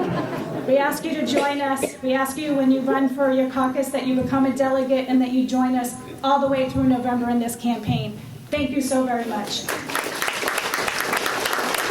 Thank you, Representative. Our next candidate is running for auditor, Chris Dempsey. Thank you, George. Thank you for all that you are doing for the league in your new leadership role. And thank you to Alex and Dave and so many past chairs of the league for making and keeping the league so strong. I'm the last statewide candidate to speak to you today, but I am the first, you can applaud for that, I am the first to wish you a good afternoon instead of a good morning. The league breakfast has officially become the league brunch.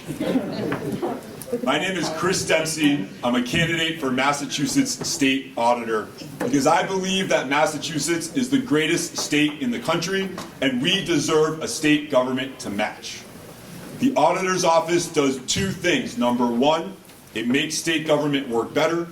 And number two, it stands up to protect the public interest. I have done both of those things in my career. As Assistant Secretary of Transportation for Governor Deval Patrick, I co-founded the MassDOT program that created all of the smartphone applications that tell you when your bus or your train will arrive. We made the MBTA, not a place known for innovation, the first transit agency on the entire East Coast to make those apps available to riders. We've got some bus riders in here. It's good. I've also stood up to protect the public interest. As the co-founder of No Boston Olympics, I took on the corporate interests that were pushing a $15 billion Olympic bid that was requiring all of us as state taxpayers to sign a guarantee to cover 100% of the cost overruns of the Olympics. I'm the son of public school teachers. My mom and dad met while teaching at the Martin Luther King School in Boston in 1970. They were placed in adjoining classrooms, and it was love at first sight. That's my dad's version of the story. My mom is not convinced that it was love at first sight. I have seen photos of how my dad dressed in 1970. I have aunts and uncles in the room today who know how my dad dressed in 1970. I can understand what her reservations might have been. I will say that my fiance says that fashion style runs in the family. But I saw them around the kitchen table talking about digging into their own pockets to pay for school supplies for their students. And we know so many public school teachers still do that to this day. That happens because we don't have our priorities right as a Commonwealth, and we don't watch every single dollar that we spend. That's my role as the next state auditor. I live on the first floor of a triple-decker with my amazing fiance, Anna. We are looking forward to building a family together here. We want this state to be the best that it can be, through the best state government that it can be. I ask for your support at the upcoming caucuses and the convention. I would be honored to have it. Thank you so much for the chance to join today. Chris Dempsey, candidate for state office. Thank you.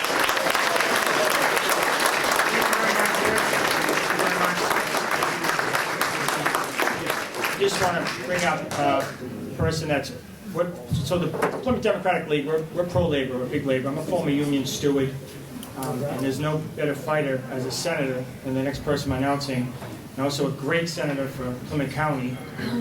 And I just want to say thank you very much for all you do, Senator. Senator Mark Pacheco.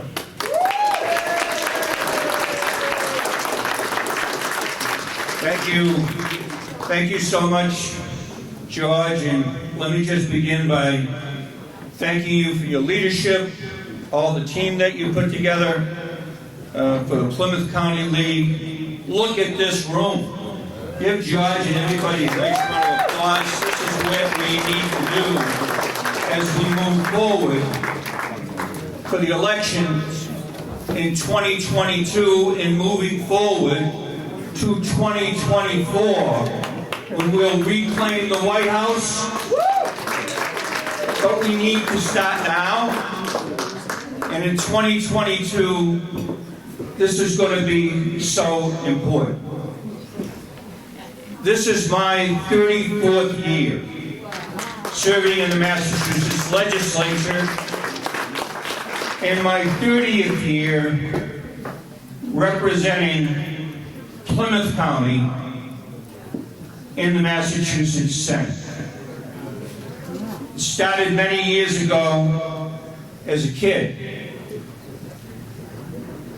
when I had a dad we lost a couple of years ago at 9 years old. A dad who worked 7 to 3, 3 to 11, 11 to 7, swing shift in a manufacturing facility in Taunton, and my mom, an office worker. And from that relationship in family, I learned about hard work and the importance of those kitchen table issues that come up in families all across our Commonwealth and across the nation. My dad was a member of the United Electrical Workers Union, and I can remember standing out front of Hascom Corporation with my dad when they had pickets to try to fight for the right to organize and to make sure they got treated fairly at the bargaining table.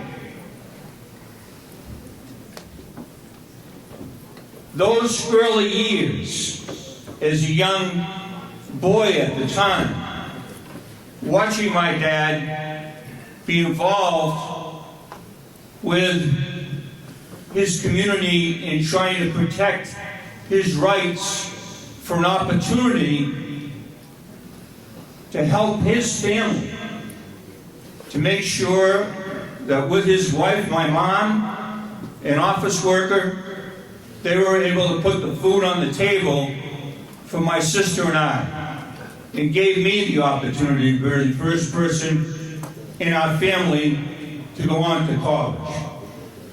And so it made me very proud years later to be able to serve in this legislature and fight for working family rights. It's the right thing to do. And you know, we do it.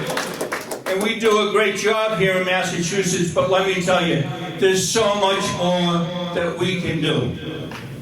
And my dad, when he took me fishing as a kid, it was our connection to the natural world.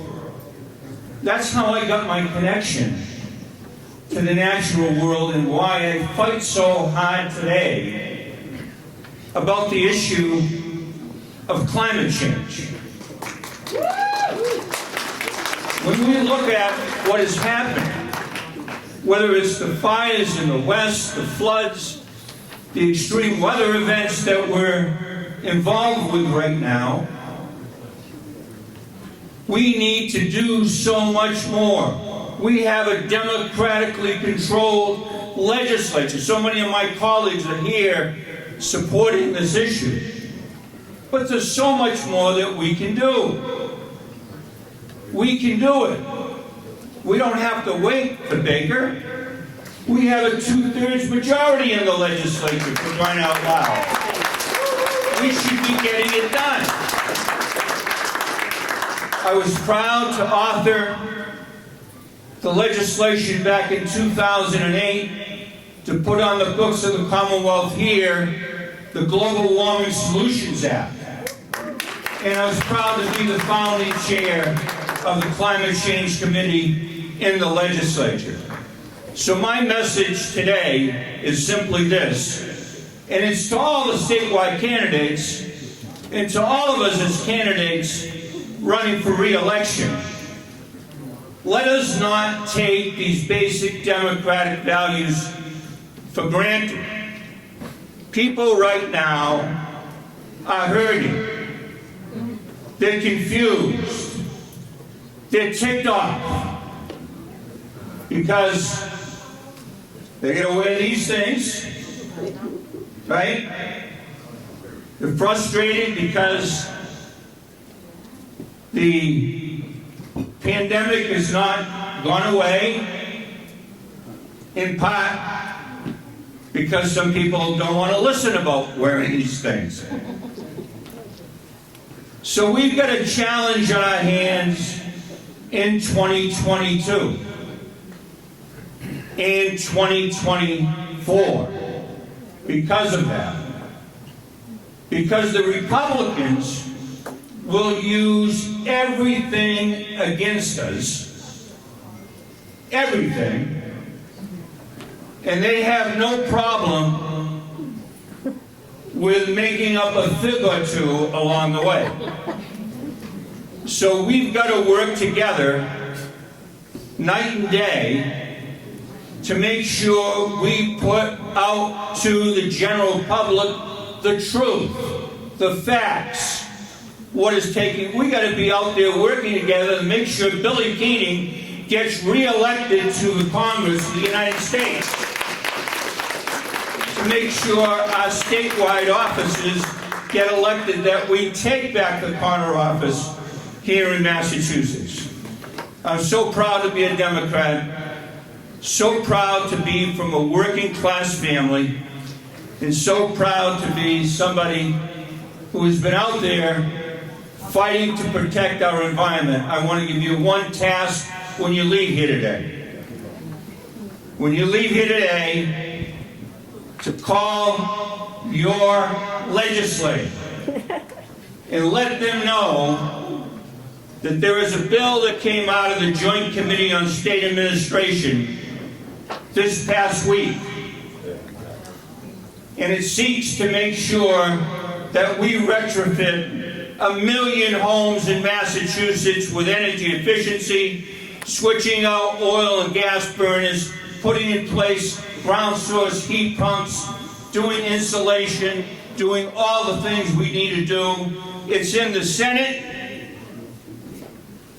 in the Ways and Means Committee right now, building justice with jobs.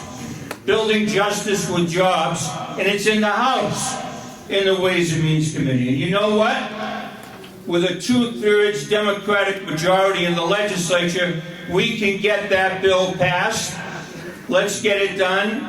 Building justice with jobs. Thank you very much.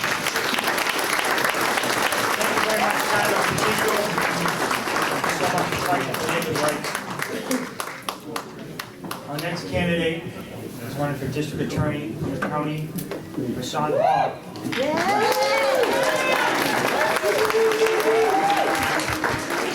Thanks so much, George. Good afternoon, Plymouth County Democratic League. My name is Rasan Hall, and I'm running to be your next Plymouth County District Attorney.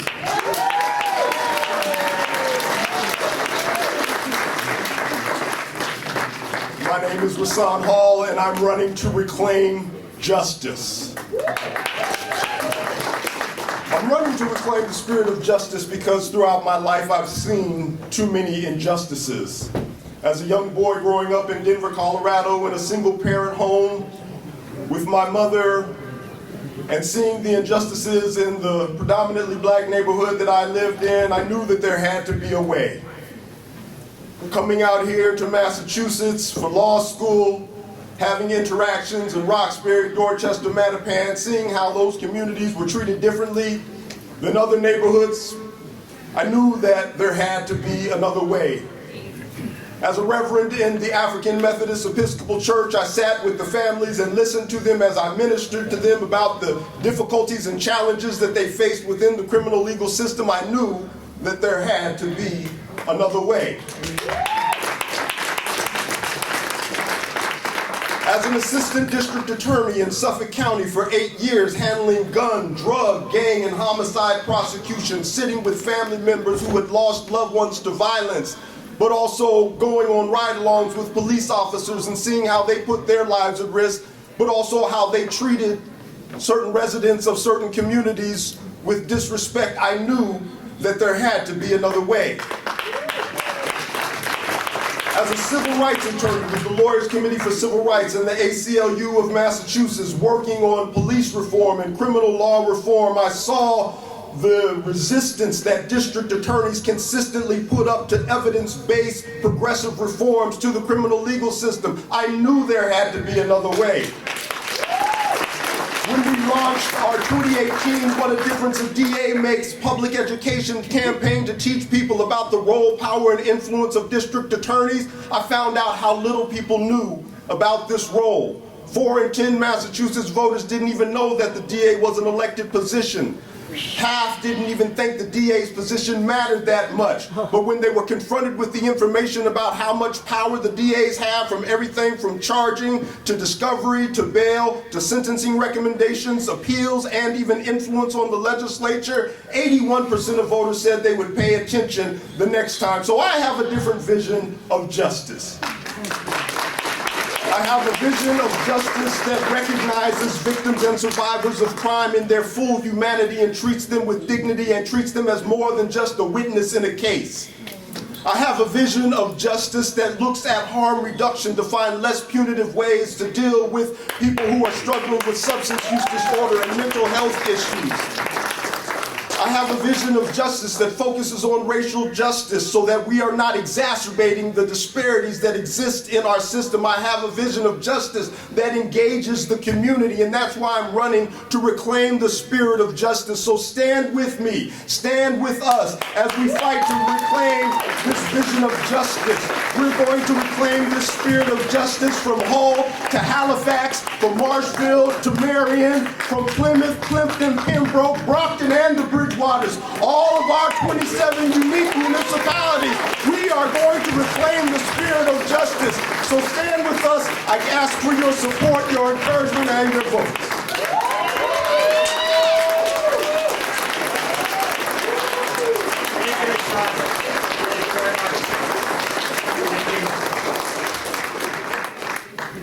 Next up is our Senator from the county, great friend of labor, great Senator from Brockton, Michael Brady.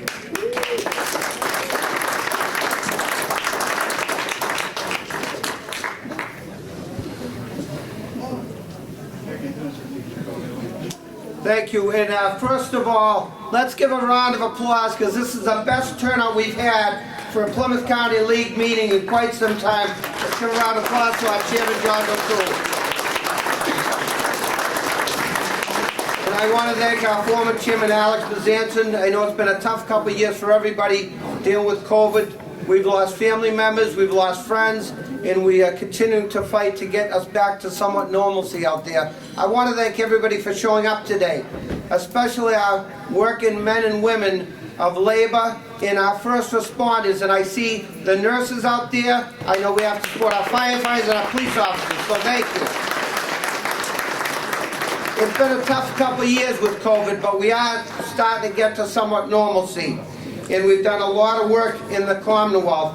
This coming week, we're going to be passing a COVID-19 supplemental budget to bring over $100 million to the Commonwealth to help everybody out. And I also want to support our teachers out there. You know, I served on the school committee, the city council in Brockton. I was a little thinner than the less gray hairs. And we were able to get 90% reimbursement to build 5 elementary schools. And it was on budget and on time. And we made sure that project labor agreements were protected with that too, so they weren't abusing the power. But as you know, we cannot live in our past laurels. And we're moving forward. And with the redistricting, if I am successful, and I'm asking for your vote this coming election, and I want to thank you for all your past support. I've had tremendous support from a lot of people in this room. But I'm going to be acquiring the town of Avon and the south end of Randolph if I'm successful in this upcoming election. And there's issues in Randolph we have to address. I know they're looking to build a new school in Randolph. There's water issues. They're looking on doing a tri-town issue with the town of Braintree and Holbrook and the town of Randolph because there's severe water issues. And we were very successful in Brockton several years ago to acquire a desalination plant to address the issues in Brockton. But as I mentioned, we can't live on our past laurels. We got to move forward. So I'm looking to work with the town and the state and the Commonwealth to help address these issues. Also moving forward, we've had a very tough situation with prescription costs and everything else. And this coming week in the State Senate, we're working on a Pharmaceutical Access and Cost and Transparency Act to help keep the costs down of prescription drugs.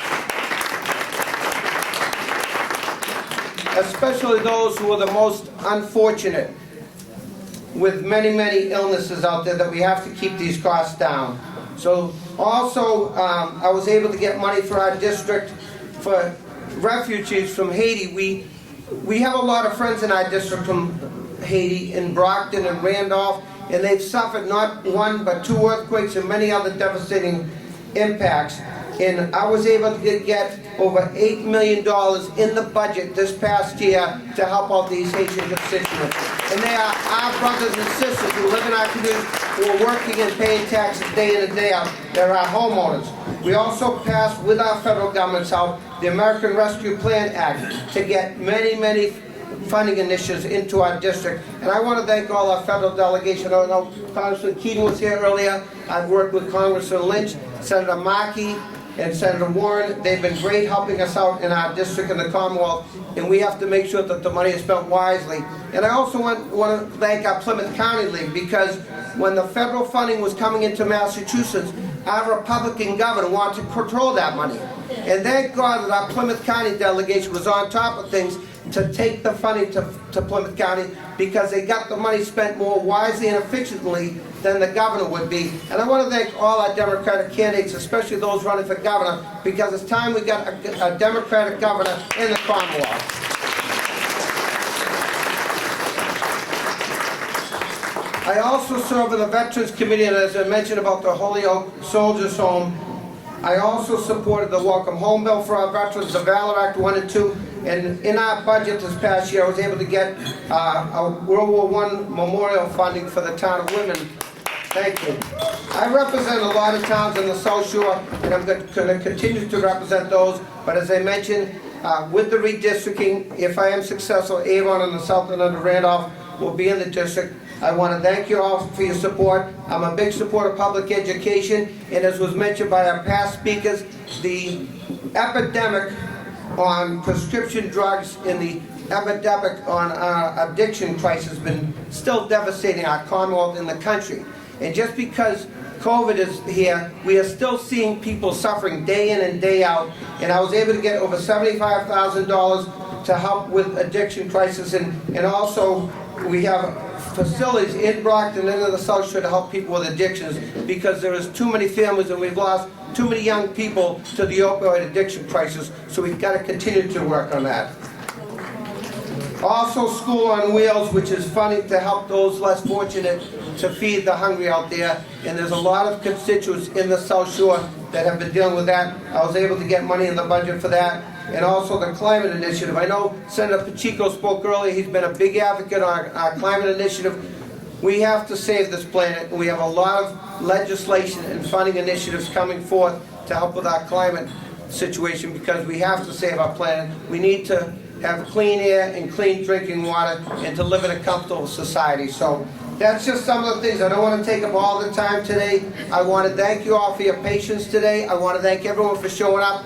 And thank you to all the men and women that are here today and our working class heroes out there, day in and day out, that are working hard during this pandemic. And we are here for you. I want to continue doing what I've always done. The cliche is Brady works. I want to continue to working on your behalf, because you are our constituents, our friends, and our neighbors. So God bless you all, and have a safe day. Thank you.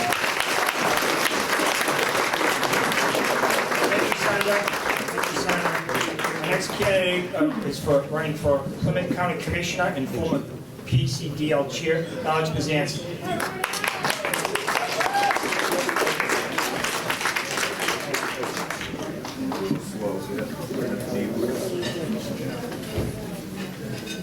Thank you, Mr. Chairman. I want to thank George and his team, his executive board that put this event together. As a lot of you know, I was chairman of this committee of the league up until November, and it was difficult to keep it together during the pandemic, but it looks like George and his team will be able to turn this around and keep it going. Thank you very much. And thank you, Senator Brady, and all the other previous speakers that spoke on my behalf as chair of Plymouth County Dems.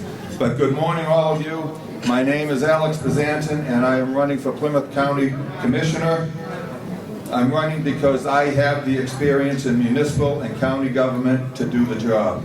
In the town of Abington, I've served as the Conservation Commissioner, a Water Commissioner, and as a Selectman. Plymouth County is made up of 27 communities, and that includes the city of Brockton and 26 towns. Each community designates one of their councilors or selectmen to serve on the Plymouth County Advisory Board. I've served in that position for more than 4 years.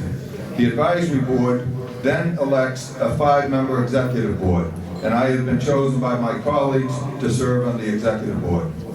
As a selectman, I worked with the former mayor of Brockton to increase the sewer capacity for Abington, and as a selectman, Abington and Rockland recently received more than $2 million to expand our water. The pandemic has showed us the need for more regionalization, and that should be the job of your county commissioner. We need to work with our communities and find out their needs and provide those services for them. In order for me to win, I need your support, I need volunteers, I need sign locations, and with every campaign, I need your financial support. So please see myself and my wife Lisa sitting over there today. Sign up to be on our team. My name is Alex Pazanson. My website is alexpazanson.org or Facebook at Alex Pazanson for Plymouth County Commissioner. Thank you all very much. Thank you very much, Alex. Thank you very much. I want to recognize a state representative from Brockton here, Jerry Cassidy's in the room. Thank you, Jerry. The next candidate is running for state senate. She's this Randolph City Councilor Katrina Lamont.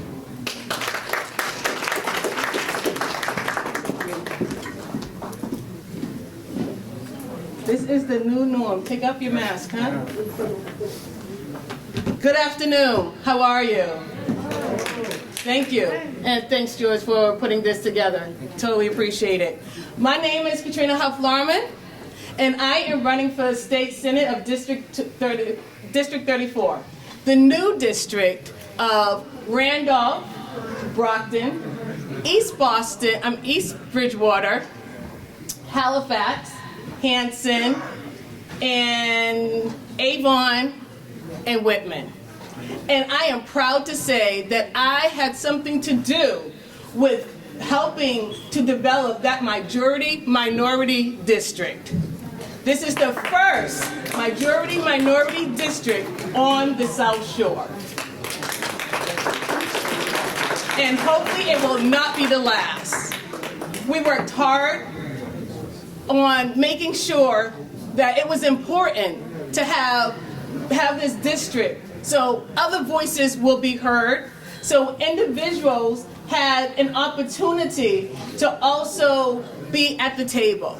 And that's my purpose. That's my purpose for running. I want to bring everyone to the table. I want to bring individuals who think that their voices are not heard, individuals who believe that government is not for them and they do not have a chance. I want to bring all youth to the table. I want to bring women to the table. I want to bring folks of color to the table. I want to bring the LGBTQ+ to the table. I want everyone's voices to be heard. So together we could call this a true democracy.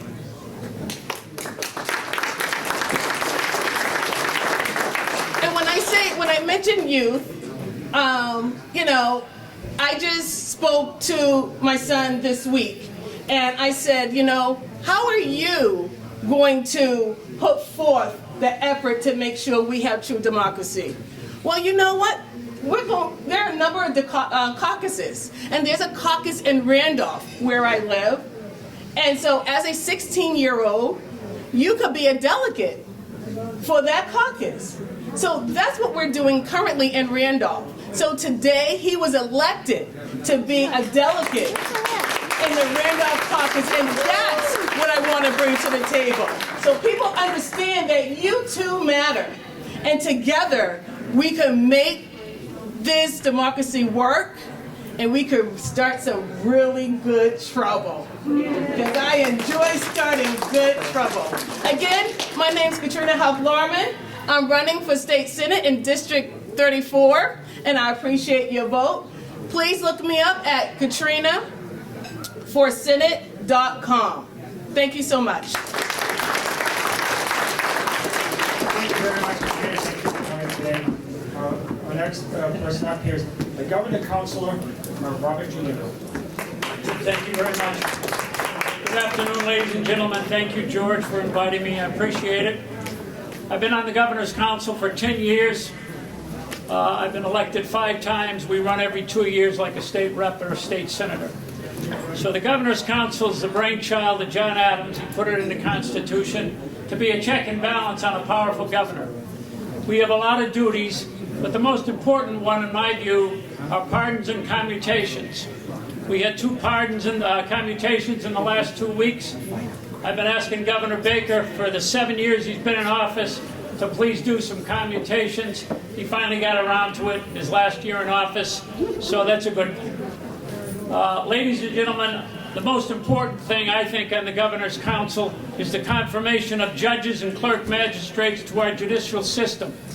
You know, judges hold a special place in Massachusetts. They're the most powerful individuals in Massachusetts.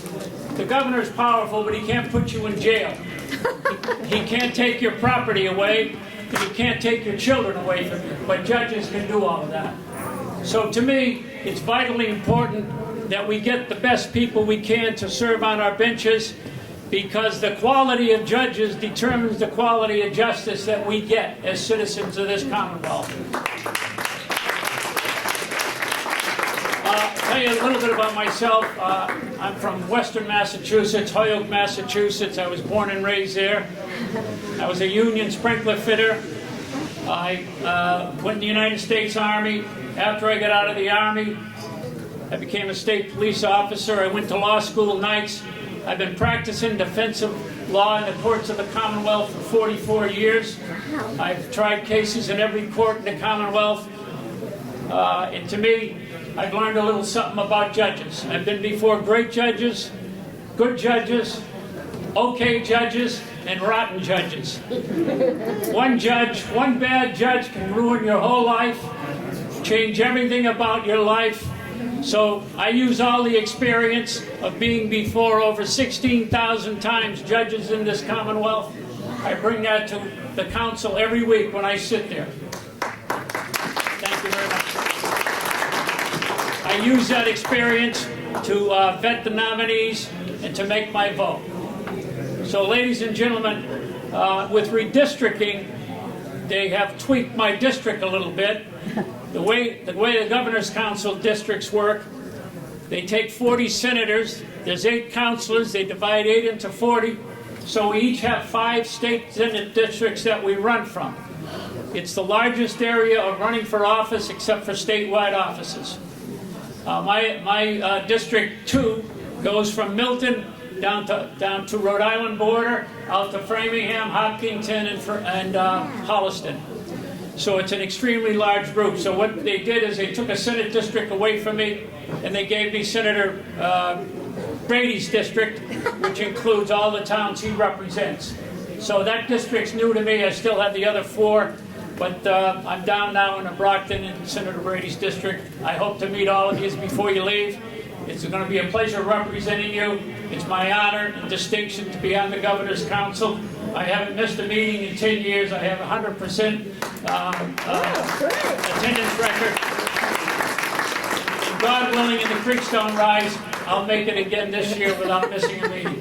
Thank you very much for having me. Be safe and God bless. Thank you guys for having a candidate running for Plymouth County Commissioner, Carlos Da Silva.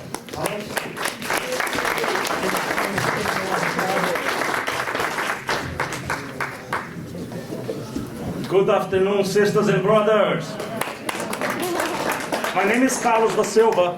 I'm a candidate for Plymouth County Commissioner, and I rise to humble ask for your support. Take your mask off. Take your mask off. All right, can we start again? I'm here to humble ask for your support. I ran in 2020. I got 31,000 votes. You cannot hear me. You gotta get the mic right close to your face, Carlos. Can you hear me now? Restart the clock, please, sir. Again, good afternoon, brothers and sisters. My name is Carlos Da Silva. I'm running for Plymouth County Commissioner, and I'm here to humbly ask for your support. I ran in 2020. I got 31,000 votes, winning Brockton, Hingham, Howe, and Orwell. I'm grateful to every single vote, but I could not have done that on my own. So I'm very grateful to all the volunteers. We are here to celebrate the chairs of the Democratic committees. Congratulations to all of you, and thank you for everything that you do every day to elect Democrats and good Democrats. I'm a former chairman of the Hingham and the Quincy Ward 2 Democratic Town Committee. I am on the State Committee, and I'm a former member of the Executive Board of the Plymouth County Democratic League. Many people may think that I'm not entrenched into the Democratic Party. You cannot be more entrenched than a person that came from Brazil 30 years ago without speaking the language, lived on a rent control in Cambridge, and today I'm a homeowner in Hingham. I am serving on the school committee in Hingham. I was elected in 2016 and re-elected in 2019. When elected in 2016, I became the first Brazilian American elected to public office in the United States of America, and I'm very proud of that. I'm glad to see many Brazilians following my footsteps, and that is what a leader does. You mentor other individuals. I'm running for Plymouth County Commissioner, not to sit and keep the seat warm for anyone else. I am running to create new initiatives. I would like the Plymouth County to create a Climate Action Committee.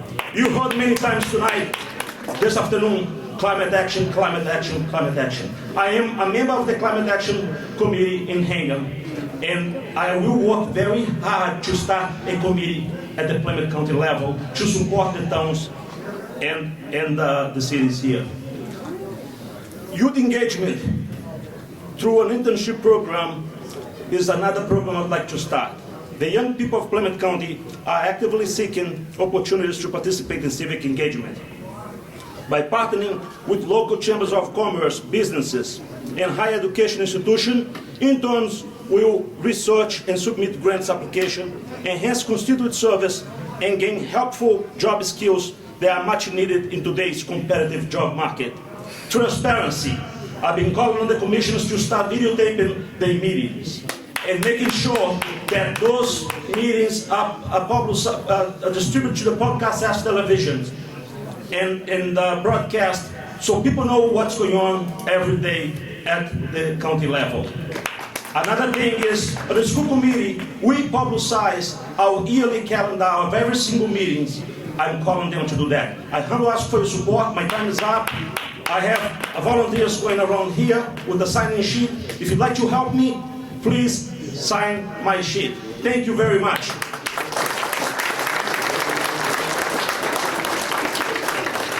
Thank you, Carlos.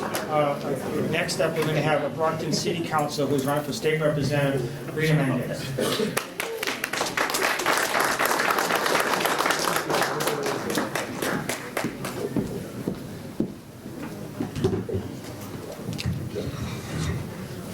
Hello. Can everybody hear me? Good afternoon. So I am Rita Mendez. I am Brockton Councilor at Large, and I am running for state representative in the city of Brockton.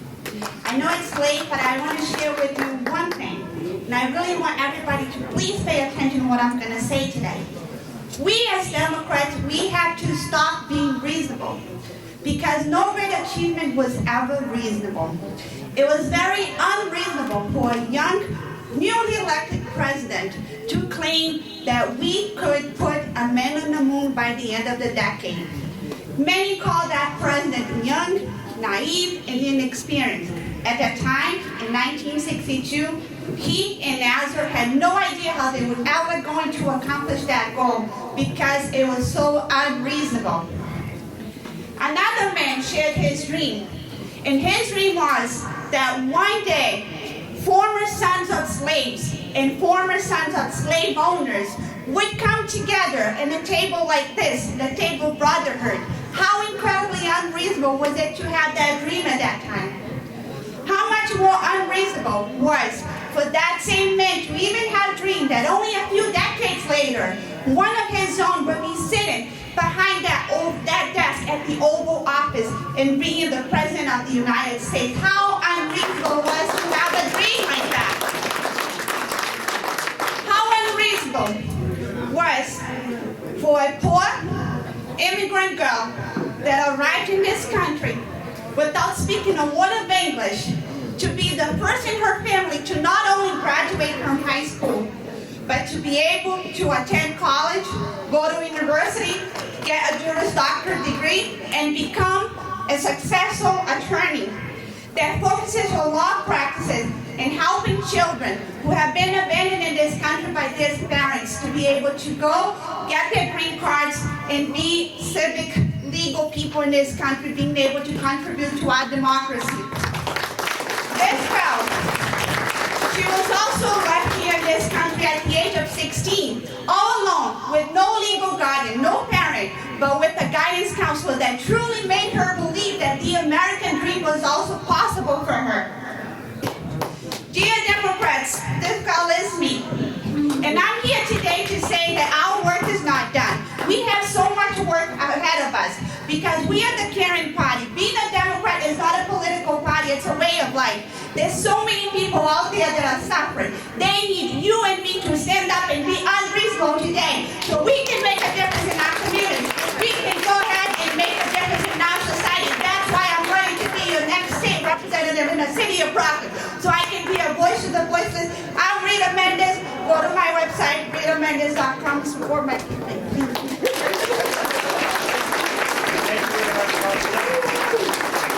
The next candidate out is running for state is Boston City Councilwoman Shirley Azak, is also running for state representative.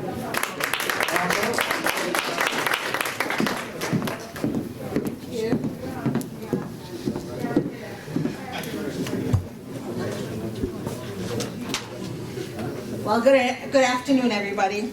Thank you, first of all, to the Plymouth County Democratic League for the opportunity to speak before you today. I am running, I will be a candidate for the 11th Plymouth District State Representative seat. It's great to see so many familiar faces here today. For those that don't know me, my name is Shirley Azak. I'm a lifelong Democrat with strong democratic values. The residents of Brockton's Ward 7 have voted for me as their city councilor for 5 consecutive terms, and it has been my honor and privilege to serve them. And for the past 9 years, I have served on all city council subcommittees and as city council president for the most difficult year to date, which is the year 2020. We kept city business moving forward when the world wanted to stand still. In this year, I have been appointed as the Ordinance Committee Chairwoman. I look forward to working with committees, with my committee to strengthen our ordinances. The past 9 years on the City Councils have been challenging and at times rewarding, as I have always worked in the best interest of our residents, families, students, and businesses. I truly believe we can all work together for the common good of all. With the redistricting of Brockton's 11th Plymouth District, so congratulations to our new ambassador to Ireland, Madam Ambassador Claire Cronin. So there is an open new seat. So with that opening, I ask for your support to support me in the 11th Plymouth District. Send me to Beacon Hill to continue to work hard, fight for the best interest of all residents of the city of Brockton. My experience, hard work, determination to do what is best for Brockton will keep us moving forward. Thank you.